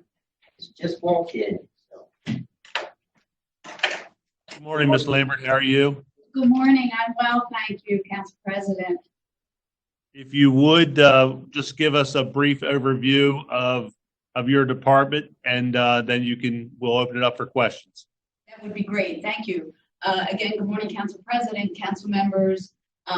Obviously, I head up the law department. Currently, we have 6 lawyers in the law department. We have 5 support staff, a risk and safety officer, as well as an investigator. What we do in the law department is that the 6 attorneys represent 13 departments, provide advice and counsel to them, review documents and prepare documents to them. We also represent the sheriff's office as well as the library. We also do all legislation. We draft all the legislation which comes before you. Additionally, we handle all workers' comp claims. We do collections, as well as we manage the risk management division in office, which is quite a lot for a relatively small office to accomplish. So that's what we do. And we are working at short staff, but we get a superior product done every day. So with that, I will open it up to questions. Thank you, Ms. Lambert. Council members?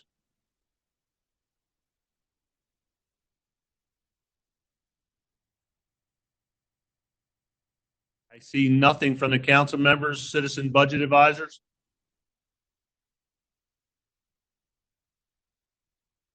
All right, I see nothing from there either. Ms. Lambert, the only thing I would ask is if you could give us a brief, not today, obviously, but if you could just give us a brief on where we're at with some of our outstanding issues that we have at some point in time, I believe that would be beneficial for the council. I will do that. Thank you. Thank you. With that, then I guess we're done. That was an easy one. Thank you. So thank you, Ms. Lambert. I assume we have Mr. Killian on here? Yes. I'm here. So, Brad? Good morning, Mr. Killian. How are you? I'm well, thank you. How are you?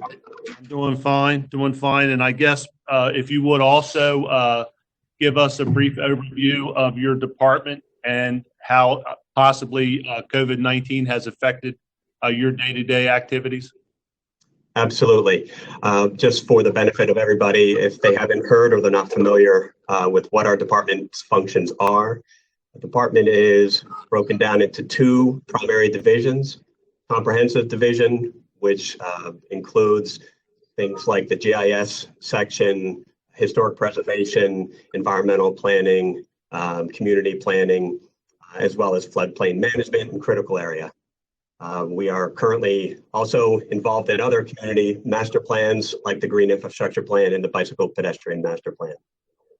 The current side is the Development Review section, Zoning Enforcement and Zoning Administration, which is responsible for taking in the building permits. So our department is regulatory, but also forward-looking. We're responsible for not just the major county master plan and zoning review, but also a lot of the intermediary plans that come along the way and trying to revise the policies and how we approach physical development in the county. And then one of the primary things also that you will see in regard to the budget is the agricultural preservation money. So our department, while we don't manage the money, we are responsible for managing the programs for the state's agricultural preservation program, the county's program, as well as rural legacy and some of the other preservation programs that we do monitor and participate in.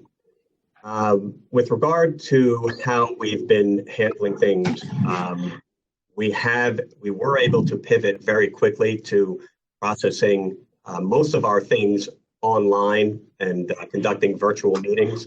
So we have not seen we have not missed anything, and we have not skipped or had to delay any of our processes or plans or our meetings. So things like the Development Advisory Committee meeting, they've been held virtually. We were able to continue to take in permits, either physical permits or moving more to online capacity. With respect to whether or not there has been any sort of drop off, I'll anticipate that that's a question.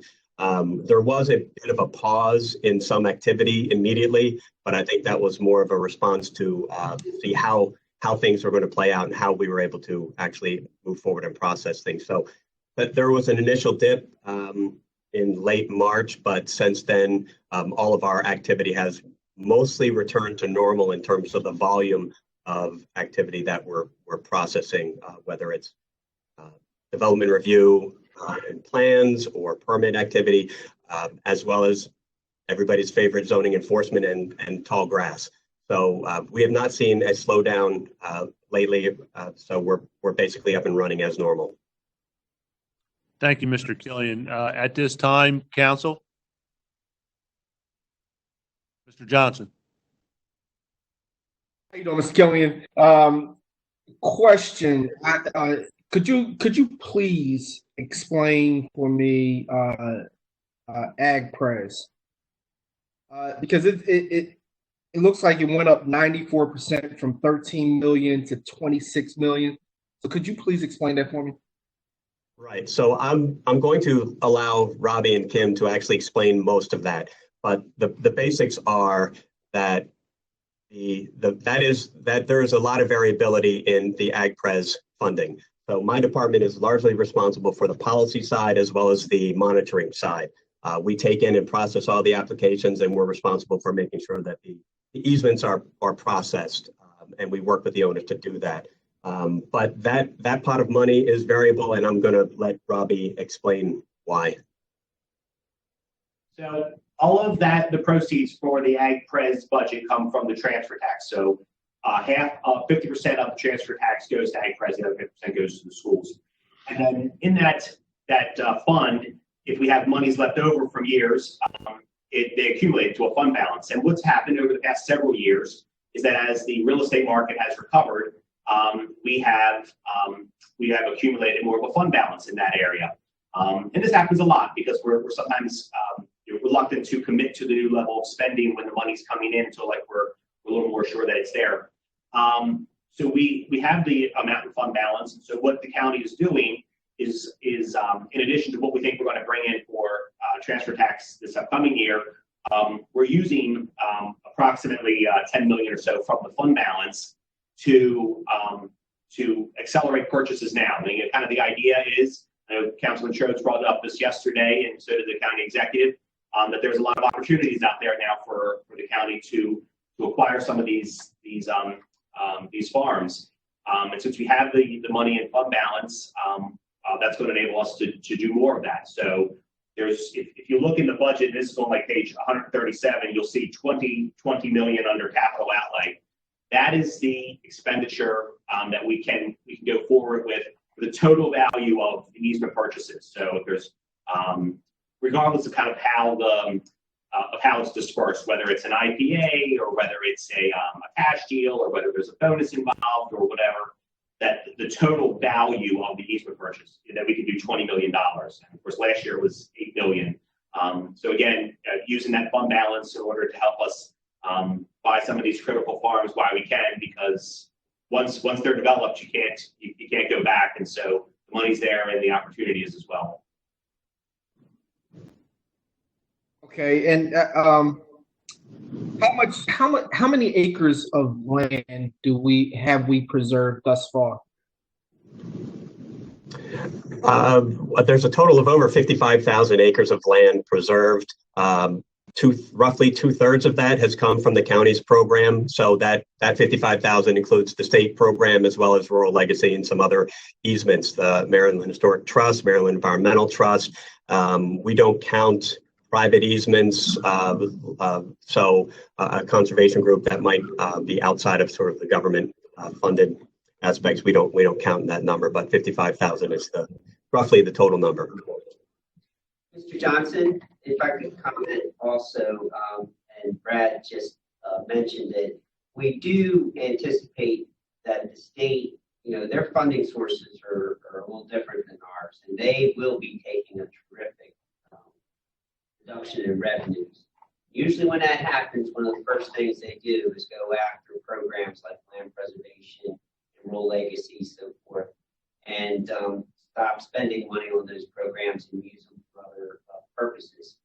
We're anticipating that the state is really going to back off of their land preservation efforts. So we really want to be aggressive and take this opportunity with our county program this year, and try to capitalize on the current situation that's out there, provide opportunities for our farmers to remain in business throughout all this economic downturn and to benefit from this program. So that's why the county executive wants to take a very aggressive approach this year on the program. And it is restricted funding just for this purpose. Okay. So how much more land are we looking to preserve? So the goal, what we looked at when we updated the master plan, and this goes back about 4 or 5 years now. At the time, the goal had been to preserve about 50,000 acres of the land that was available. And we reached that goal. So we set a new goal.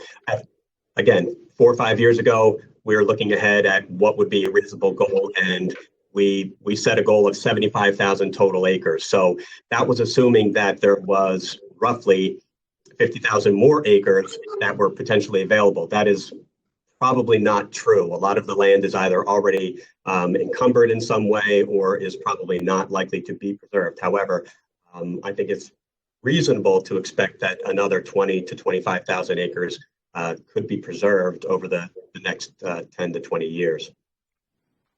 And so are we looking just to preserve farm acreage or forested acreage? What are we looking to preserve? For the programs that I maintain, it is both of those things. Mind you that there are other programs and other county agencies as well as other state agencies that might preserve. There is open space money that comes from the state that is outside of the programs that I'm responsible for overseeing. But forested land, timber harvest is considered an agricultural activity. So a property that was 90% wooded, if they were timbering it, then that would qualify for ag pres money at both the state and the county levels. Okay. And how much is an acre of land in the development envelope versus the rural land? In terms of, well, there are a lot of numbers, so I don't want to assume I understand the question. When you say what does an acre cost, the development right? Well, what we're paying for an acre of land. Right. We're not purchasing the property. We're actually purchasing the development right. So the right gets extracted from the land, just like their land runs with a number of different rights. And development rights is one of those things that can be extracted from the property itself. And we actually own that. That is what we're essentially buying. And when that gets purchased, we're buying that. That could be anywhere from $5,000 to $10,000. It depends on the property and the year of the purchase. And that would be consistent as well with the state and some of the other programs. The development right in it's not a fair comparison to say what is a development right worth in the development envelope, because the development envelope is where you're going to put most of your development. That's how this county has been set up to concentrate our development there. So naturally, the fact that you're able to develop at a higher density in the development envelope, a development right within those boundaries is going to be considerably more. So let me get this right, so we could purchase the development rights within development envelope on some sort of level, correct? Correct. There is nothing in the code that precludes us from using the funds to purchase development rights for agricultural properties within the development envelope. And there are, I think, 2 properties under county easements in the development envelope, and there may be a handful of others that are, again, either environmental trust, historic trust, or the state preservation program. Okay, thank you very much. Thank you, Mr. Johnson. Anyone else? Mr. Schroeds. Brad, first I want to say that it seems like things are running really smooth in your office, so I commend you for that during the COVID-19. I know it's been very difficult, and it seems like in the community that while you're doing your social distancing, and I know a lot of your employees are working at home, I'm in contact with a lot of people that deal with your office for one way or another, whether it's something on the development end or something on the preservation end or a permit side or enforcement, all those things. And it seems like y'all haven't skipped a beat, even though many of you are working remotely and that sort of thing. We have had some glitches with, the health department. I think all that's ironed out really well right now. But it seems like everything's going really well. Now to land preservation, actually, I was going to bring that up to educate really my colleagues and the other budget work group folks.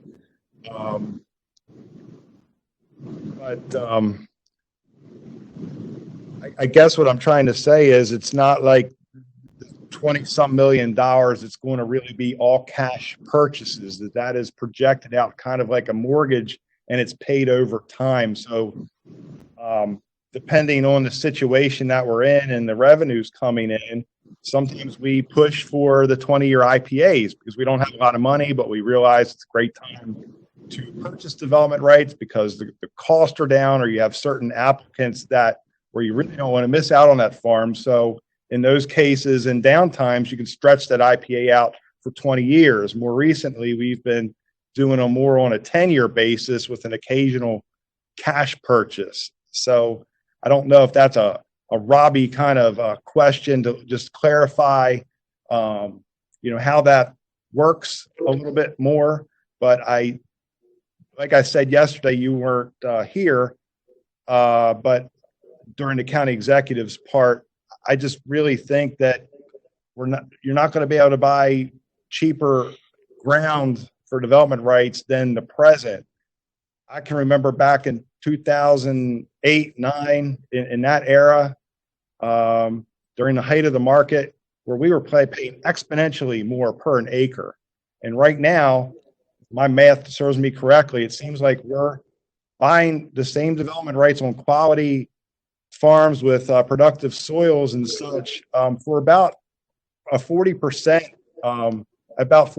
as to what we were paying during that time. So I think we do need to go after that. I commend the county executive for putting this in the budget.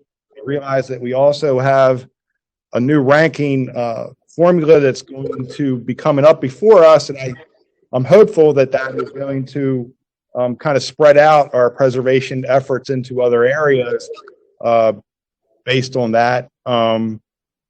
So I don't know if you want to talk to that. I did have another question just to see where you all were with moving more to digitally and electronic submittal of plans and for review. Of course, during these times, technology is proved to be really important, as many of you are working remotely, and we have land engineers and others that are working from their homes as well. Of course, it doesn't seem to be a problem to go out and do survey work and environmental work and that sort of thing in the field. But I just kind of wanted to see, and maybe, what we're going through right now has kind of expedited the importance of getting to more of the electronic age for some of this, and really saving paper and not killing so many trees for that, and I think that, Earth Day was just a couple of days ago, and it'd be great if we could move in more of that direction. But anyway, thanks for everything that you do. I've only heard great things. I am wondering a little bit with the land preservation, do we have enough staff to keep up with the amount of applications that we're going to get in, along with the other work that they're going to have with that much money? I realize that, I know Bill's the primary person. Jen Wilson's been doing a phenomenal job teaming up with him, I believe. And are you going to need more help, and do you have that help? And I guess I'll leave it with that. But thank you, Councilman. I appreciate that, and I'm glad you're hearing good things. We obviously worked very hard to, like I said, turn around fairly quickly to move to processing everything digitally. So let me unpack some of that, working backwards. With regard to the ag pres and the staffing, we have seen an increase in the number of applications over the past couple of years, and of course that fluctuates. So there are different reasons why people might think that it's a good idea to put their farm in preservation, and that sort of ebbs and flows. But Bill and Jen have done a good job of promoting the programs, and they've done a good job of recruiting participants and applicants. So we have had an influx. So certainly the workload is there, and there are times. A couple of years ago, we were processing 15 to 20 easements, and that all has to be done within a certain time frame where it does tax the people, and we do have to bring in some extra help from other parts of the department. So certainly I don't want any fewer people to work on it, and it's always helpful to have more. But if I could also, while we're talking about the Ag Pres, and I'll just close it here. I know one of the reasons you look at the fluctuation in the amount of funding that is there. Keep in mind too that it's not just the funding side that varies from year to year, but also the outpayment side. So we might have 30 people apply and we might make 10 offers and only 4 of them might take the offer or none. So that money can stack up over a number of years, and then we might spend all of it in a given year. So it is something that varies, and obviously we keep track of that. Treasury keeps track of that as well. Councilman Schroeds, just to touch on the development review side, we had prior to March already started looking at how we were going to start transitioning to allowing digital submission of plans. Obviously, the past 2 months, we've been forced to accelerate that. And I think what we have right now is sort of a bridge that will allow us to do it. But clearly, the process is not in the final state. But we are managing to do that now in terms of taking in and processing plans electronically. I would say that by the end of this year, we should be able to make that a full retreat to allowing digital online submissions of plans more permanent.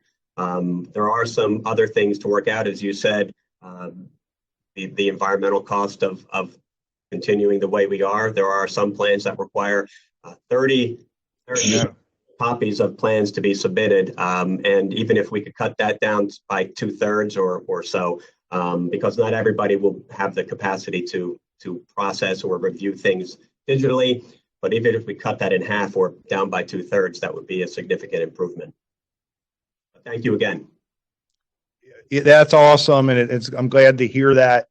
One of these days, what I'd like to do maybe is bring in a school. I know that it's not only you, but it's Department of Public Works and some other agencies. But literally, if you saw what these plans look like, they're huge. I mean, when you add in all the copies of who needs what, I mean, it's a roll like that big of paper. It's just unbelievable. And I think in this day and age, it's welcoming to hear that we're moving in that direction. And of course, with how everyone's working remotely, like you said, it just kind of, I think now's the time. So that's great.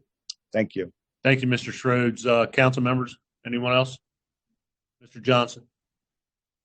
Thank you, Council President. So let me get educated real quick here. So after purchase the development rights, that particular landowner or whatever gets a check from the county or from the state, correct?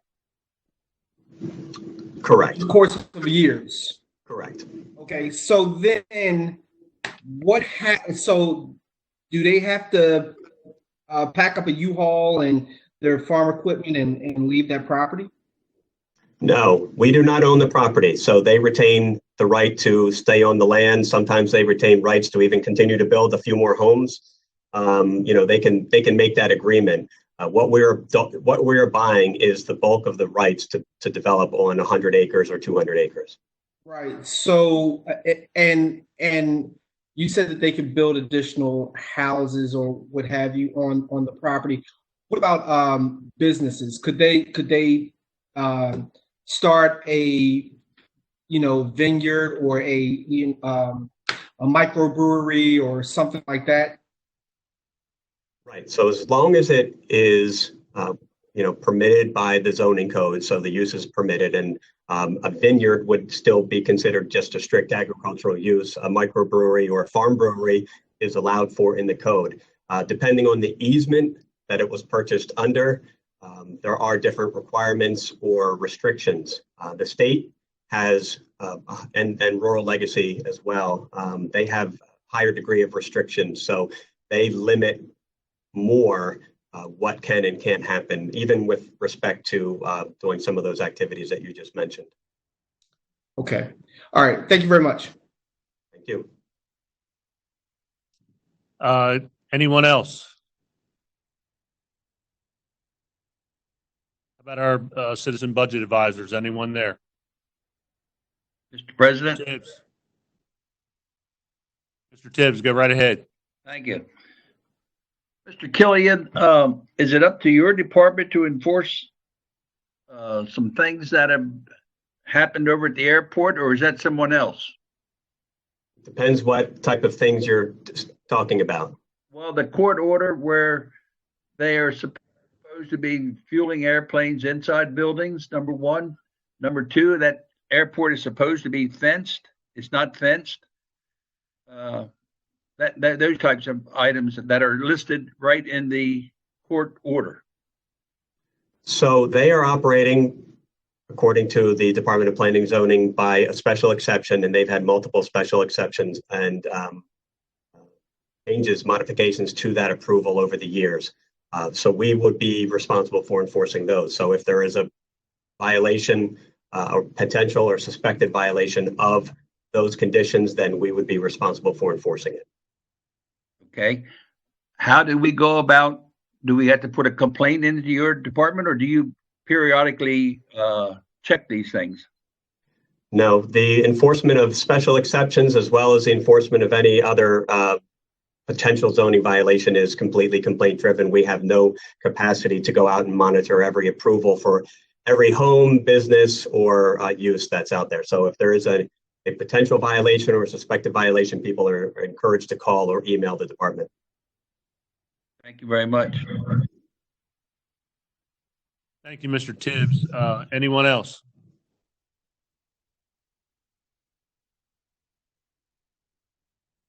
All right, seeing none. Mr. Killian, want to thank you. Appreciate all you do. Thank you very much, Council President. You guys have a good day. Take care. Okay, Council President, we should have Mr. Kuba on the line. Good. I'm online. Mr. Kuba, how are you today? I'm doing well, sir. How are you? Very well. You are absolutely the man of the hour with all of the need for change in the way we meet one another, the way we deliver our message. So I want to thank you personally again for my county council colleagues and our staff and all that you've done to help us bring our council meetings to the public in a virtual format. And with that, I'd like you, just like everyone else, to give an update on your department and how COVID has affected that, and anything else that you would like to add before we open up for questions. Great. Good morning, Mr. President, council members. Thank you for inviting me here today to discuss the Office of Information and Communication Technology's budget request for FY21. I am the Director of the Office of Information and Communication Technology for Harford County Government. The Office of Information and Communication Technology is responsible for the coordination, control, and management of the county's information and communications technology and infrastructure. OIC's departmental goals for FY21 are to provide innovative and cost-effective IT solutions and provide a resilient, robust, and secure IT infrastructure. These goals support and are intended to ensure the success of the county's operations, missions, and strategic goals. The Office of Information and Communications Technology Department has an organizational structure with 3 divisions. First, the Service Desk Division provides day-to-day support for the desktop services.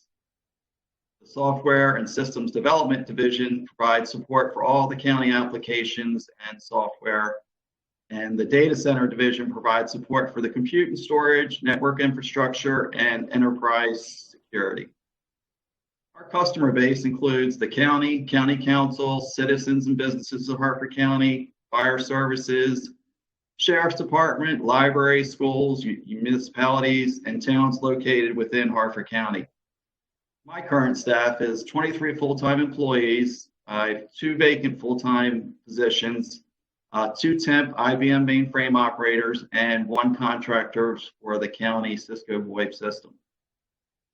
Preparing for teleworking for the COVID-19 pandemic, my department refurbished over 80 old laptops and set up close to 400 users for teleworking capabilities. In addition, as Council President Mr. Pinsetti said, we've worked with them for using WebEx and Teams for collaboration and team meetings while we are teleworking. The teleworking users are using 2 products. It's the Cisco Anywhere Connect for VPN access and VMware Horizon virtual desktops to provide remote access and teleworking capabilities for almost 400 employees at this time. All of my staff within the ICT department are currently teleworking from home and providing those services remotely. However, for critical service requests that require on-site services, we are performing those services on an as-needed basis. With that being said, thank you for your time today, and I'm here to answer any questions related to the FY21 budget or this pandemic situation and the teleworking services that we're providing to the county and the user. Thank you, Mr. I appreciate it very much. Council members, at this time, if you'd like to open up with questions. Mr. Beulah. Just a couple of quick questions. I know over the past several years, we've been upgrading the county's infrastructure as far as backups, backing up the services, and all that stuff, and additional securities to protect us against ransomware and all that stuff. Could you give me an update on where we are with that? Absolutely. We just recently, in February, brought up our second data center at the Southern Precinct Sheriff's Office. This second data center provides us redundancy, resiliency, reliability of the county network and the infrastructure. In addition to the secondary data center being set up, we also were able to incorporate what we call virtual desktop infrastructure technology at both Addy Road and the Sheriff's Southern Precinct locations. Perfect timing. We implemented that in the January-February timeframe. We are now live and using those systems, both the Southern Precinct second data center, as well as additional services that we incorporated into that expansion, which is VMware's Horizon View virtual desktop infrastructure. To date, we've been doing great with the remote access portion of it. We've have close to 400 users that are teleworking. We are working through any of the issues that we have encountered with the users. The technology has been proven to be reliable, stable, and has met the needs of this situation here, where we have probably close to half the county in a telecommute mode of working. I foresee in the future, moving forward, that this ability to provide remote access and teleworking capabilities should provide, other opportunities with the county, even after this COVID-19 pandemic's over, to potentially expand those types of services within the county, which ultimately, would reduce potentially the amount of square footage needed for employees and other cost-efficient savings to the county. I think the advent of this and the use of the WebEx and Microsoft Teams for collaboration is being utilized throughout the county and all of the departments during the COVID-19 pandemic, and look forward to expanding those services within the county as we move through this COVID-19 pandemic and look to the future. We are continuing to secure the network. We've implemented several technologies. One that's pretty important is we've contracted with AT&T Security Services. They actually are providing 7x24 monitoring of the county's networking infrastructure. We continue to feed logs from our different security devices into that application, and they compare that to the networking traffic and things that are going on within our network to identify any irregularities or attempts to access the network or the data contained on that network without sufficient privileges.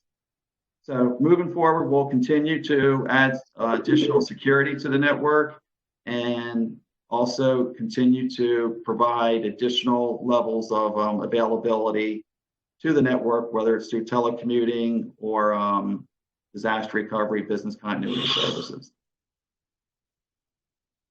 Okay, thank you. I just have some concerns because we're going to probably going forward be doing a lot more remote access, and that's where networks tend to be vulnerable. So it sounds like you're taking the steps to protect the county. So job well done, and I appreciate that.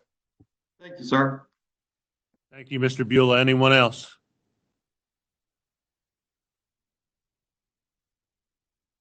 Citizen Budget Advisors? Ms. Hergenhahn? Unmute your mic, please.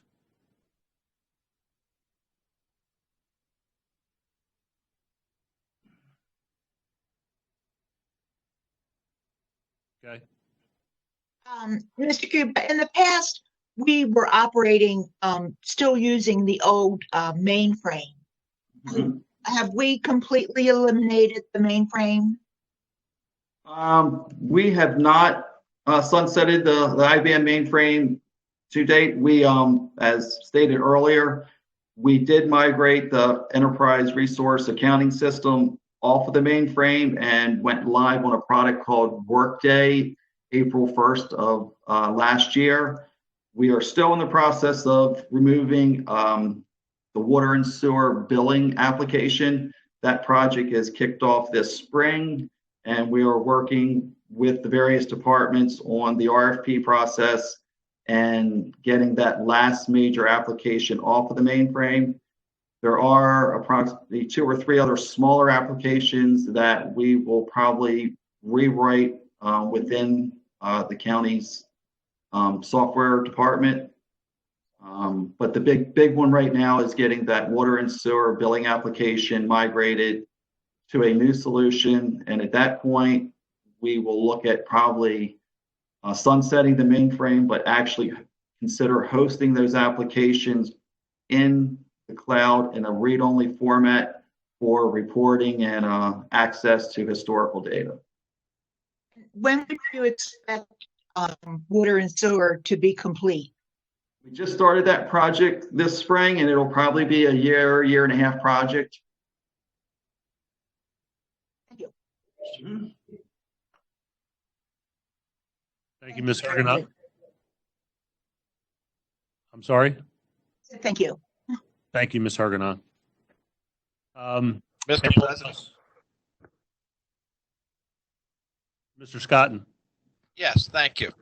Mr. Kuba, is there any way that the H-Man project that the county spent quite a few millions of dollars on over the time could be utilized to help the school board get communications out to the students around the county? Mm-hmm. I'll say not in the short term. Like I said, we are working with the schools and partnering with them on a current project to bring the Cisco VoIP system within the county. So the schools, we're doing a pilot program with the Havre de Grace High School and the public schools, and we will bring that school on the county VoIP system to provide cost savings or cost avoidance for the schools and cost savings to the county. We engaged in an enterprise agreement to reduce the cost to the county, but there's not an immediate service that, IT or Harford County could provide to the schools, provide that remote access for the students while they're working from home. Yeah, just to add, John, this is Billy, all the schools are connected to HMAN. That was one of the reasons for running HMAN, was to connect all of our public facilities, fire companies and so forth. So. Right.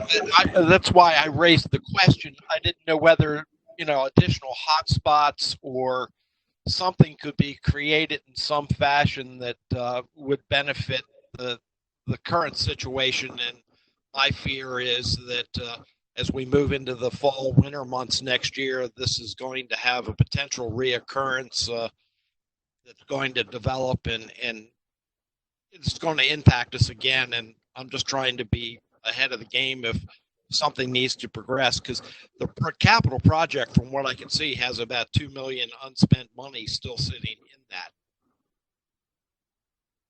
Well, I'm not sure those numbers, but I'll get the balance.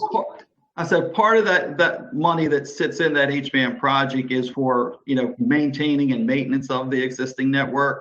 A lot of that hardware that is supporting the HMAN project is 5 to 6 years old and is coming up on end of life, end of support. And so we use that money not only for expansion of the HMAN network, but also for refurbishing the old and existing equipment or repairs that may occur to the fiber.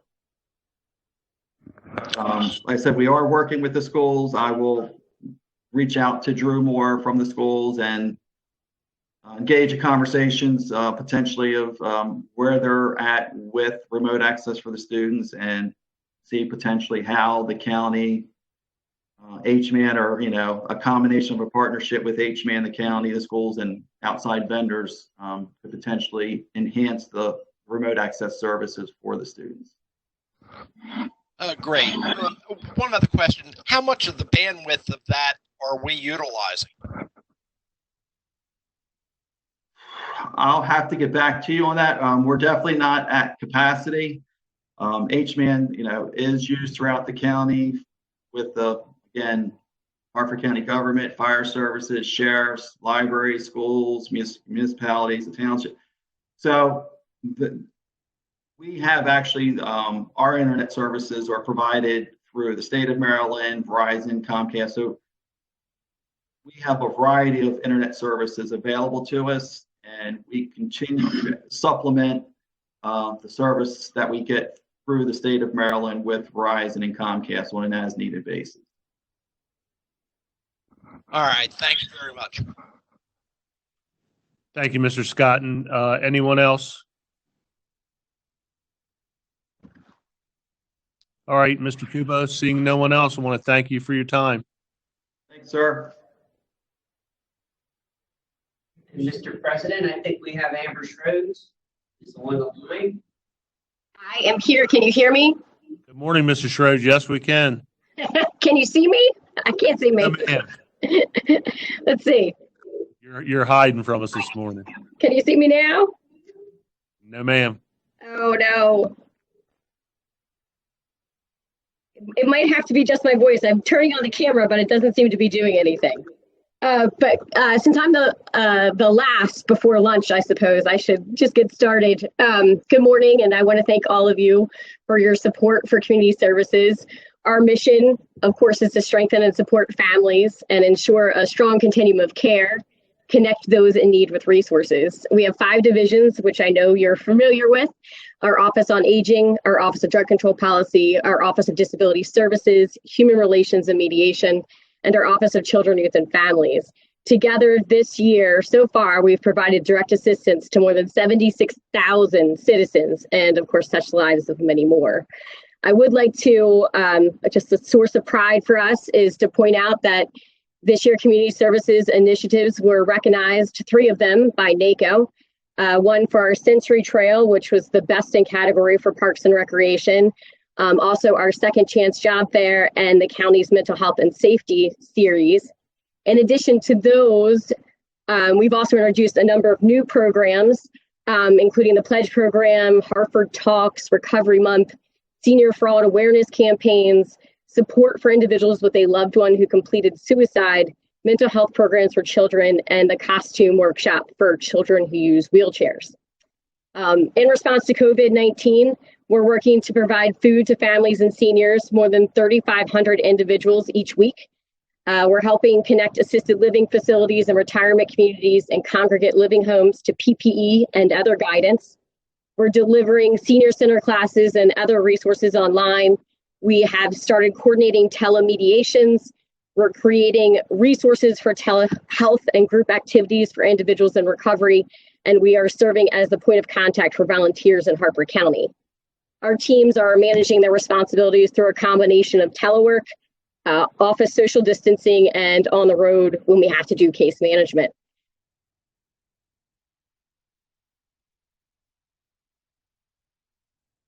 Did you get that, Pat? Sorry. Yes, I did. I didn't know whether you had dropped off or whether you were continuing on. I'm sorry. Nope, that has been our life here in community services for the last 4 weeks. But if you have any questions about any of our budget, of course, and any other of our services, please ask away. Well, first of all, I want to thank you for your more than thorough presentation, and always appreciate your involvement throughout the community. You guys are extremely valuable to all of us. We appreciate all you do. And with that, I'd like to turn it over to my council colleagues for any questions they may have. Council? All right, seeing none, citizen advisors? And again, seeing Mr. Tibbs, Mr. Tibbs. Yes, I would just like to thank Amber for all the work she does. Also, I know I had to call on her for a couple of things this past year, and it's really been, it's nice to know the person that you're speaking to and they can get back to you. And thanks a lot, Amber, for all your good work. My pleasure, Mr. Tibbs. Mr. Tibbs just continues to impress me. I have to say that. Anyone else? I know how to pick him, Pat. He's been with me a long time, and I do thank Mr. Tibbs very much. All right. Anyone else? Amber, thank you for your time. We appreciate it very much. Appreciate you. Thanks so much. Have a great day, guys. You too. And I believe we have the best for last. Kathy Burley, are you on the line? She was there. Gave her a compliment and she didn't show up. The opportunity to repeat itself. Ms. Burley, can you hear me? I've unmuted her mic. There she is. I can see you.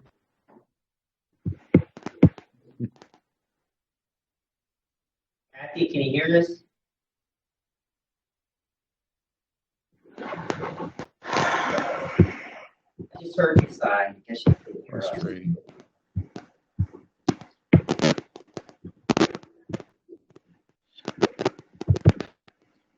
Ms. Burley, can you unmute your mic? Maybe that's the issue. Okay. I have her unmuted, Mr. President. Thank you, Ms. Dixon.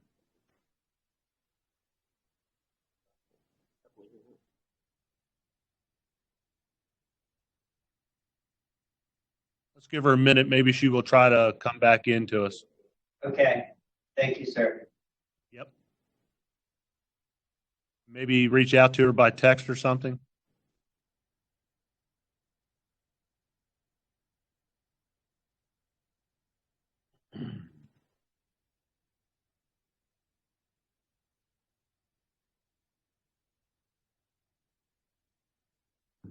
Council and everyone, if you can hear me, while we're waiting on Ms. Burley, I would just like to remind all of us that our agenda for Monday had been revised yesterday.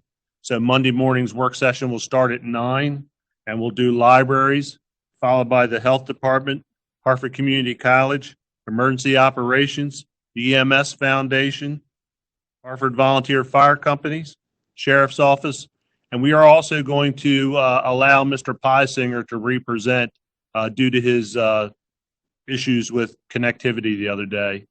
So hope you're all prepared for that.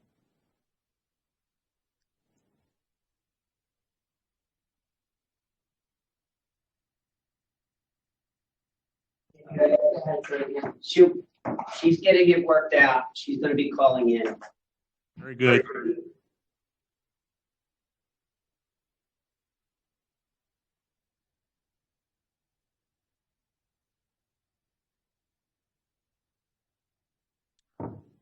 Also, just a quick update. I just received a text from Councilman Jan Giordano. He's feeling a little groggy, but he's doing well. So we'll touch base with him later in the day.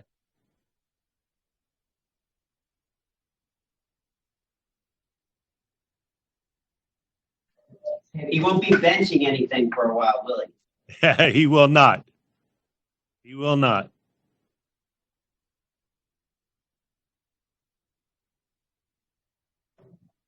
All right, let's give her just a second more. If Billy, if need be, we can also add her to Monday if it doesn't work out today. Okay, well, let's just give her another minute here, and because she was trying something, and otherwise, then we'll just put her on Monday. Yep, we'll just put her at the end of the day on Monday.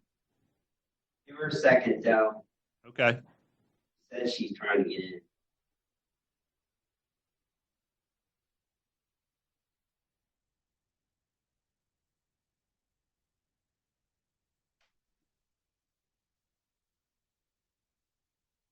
Could be. Could be. Can't do it. All right. Okay, well, we're just gonna put you at the end on Monday. Alrighty, thanks. She can't get through, Council President, so we'll just put her at the end on Monday. That sounds good. Thank you. Again, I want to offer any council members one last comment before we go. And then also, I want to thank Dr. Hill. Would you like to comment on anything, sir? Well, just once again, thank you so much for the opportunity to be able to participate and learn more about how the county budget process works. Appreciate you, sir. Mr. Williams? Again, my thanks. Everyone have a safe weekend and look forward to Monday. Thank you, sir. Mr. Reppert? Thank you again for the opportunity to serve in this capacity. It's a pleasure to do this, and I don't think Tony will be curling anything but Primo subs anytime soon. So, thank you, sir. Thank you, Mr. Tibbs. I don't have anything else at this time, Mr. Bentini. I appreciate the opportunity to be here, and you can believe me that I will be on Miss Kathy next week. Thank you, sir. Mr. Scotton? Thank you very much. Appreciate the opportunity to serve you all and be an advisor to you, and all stay healthy. Thank you, sir. Ms. Hergenhahn? Need to unmute your mic, ma'am.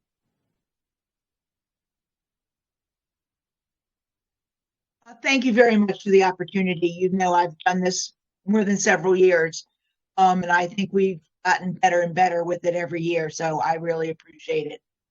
Everybody have a great weekend. Thank you. Thank you. Mr. Ondish. I just want to thank everybody. I know we don't have a lot going on right now. We've had full board participation the entire time. So I want to thank everybody for that. As you all saw, the email went out yesterday for us to start our thoughts. So I challenge everybody to take some look at that this weekend and be in contact with your council members. And I just wanted to also thank Mila for getting everybody hooked up here. I know she's done a lot of work over the last couple of days. So thank you to you, the council, and everybody involved. Thank you, sir. Ms. Dixon, anything from you before we go? No, Mr. President. All right. Thank you very much. Mr. Kearney? Nothing from me, Mr. President. Thank you, sir. All right. Well, this will conclude today's work session. We'll see you on Monday. Be safe.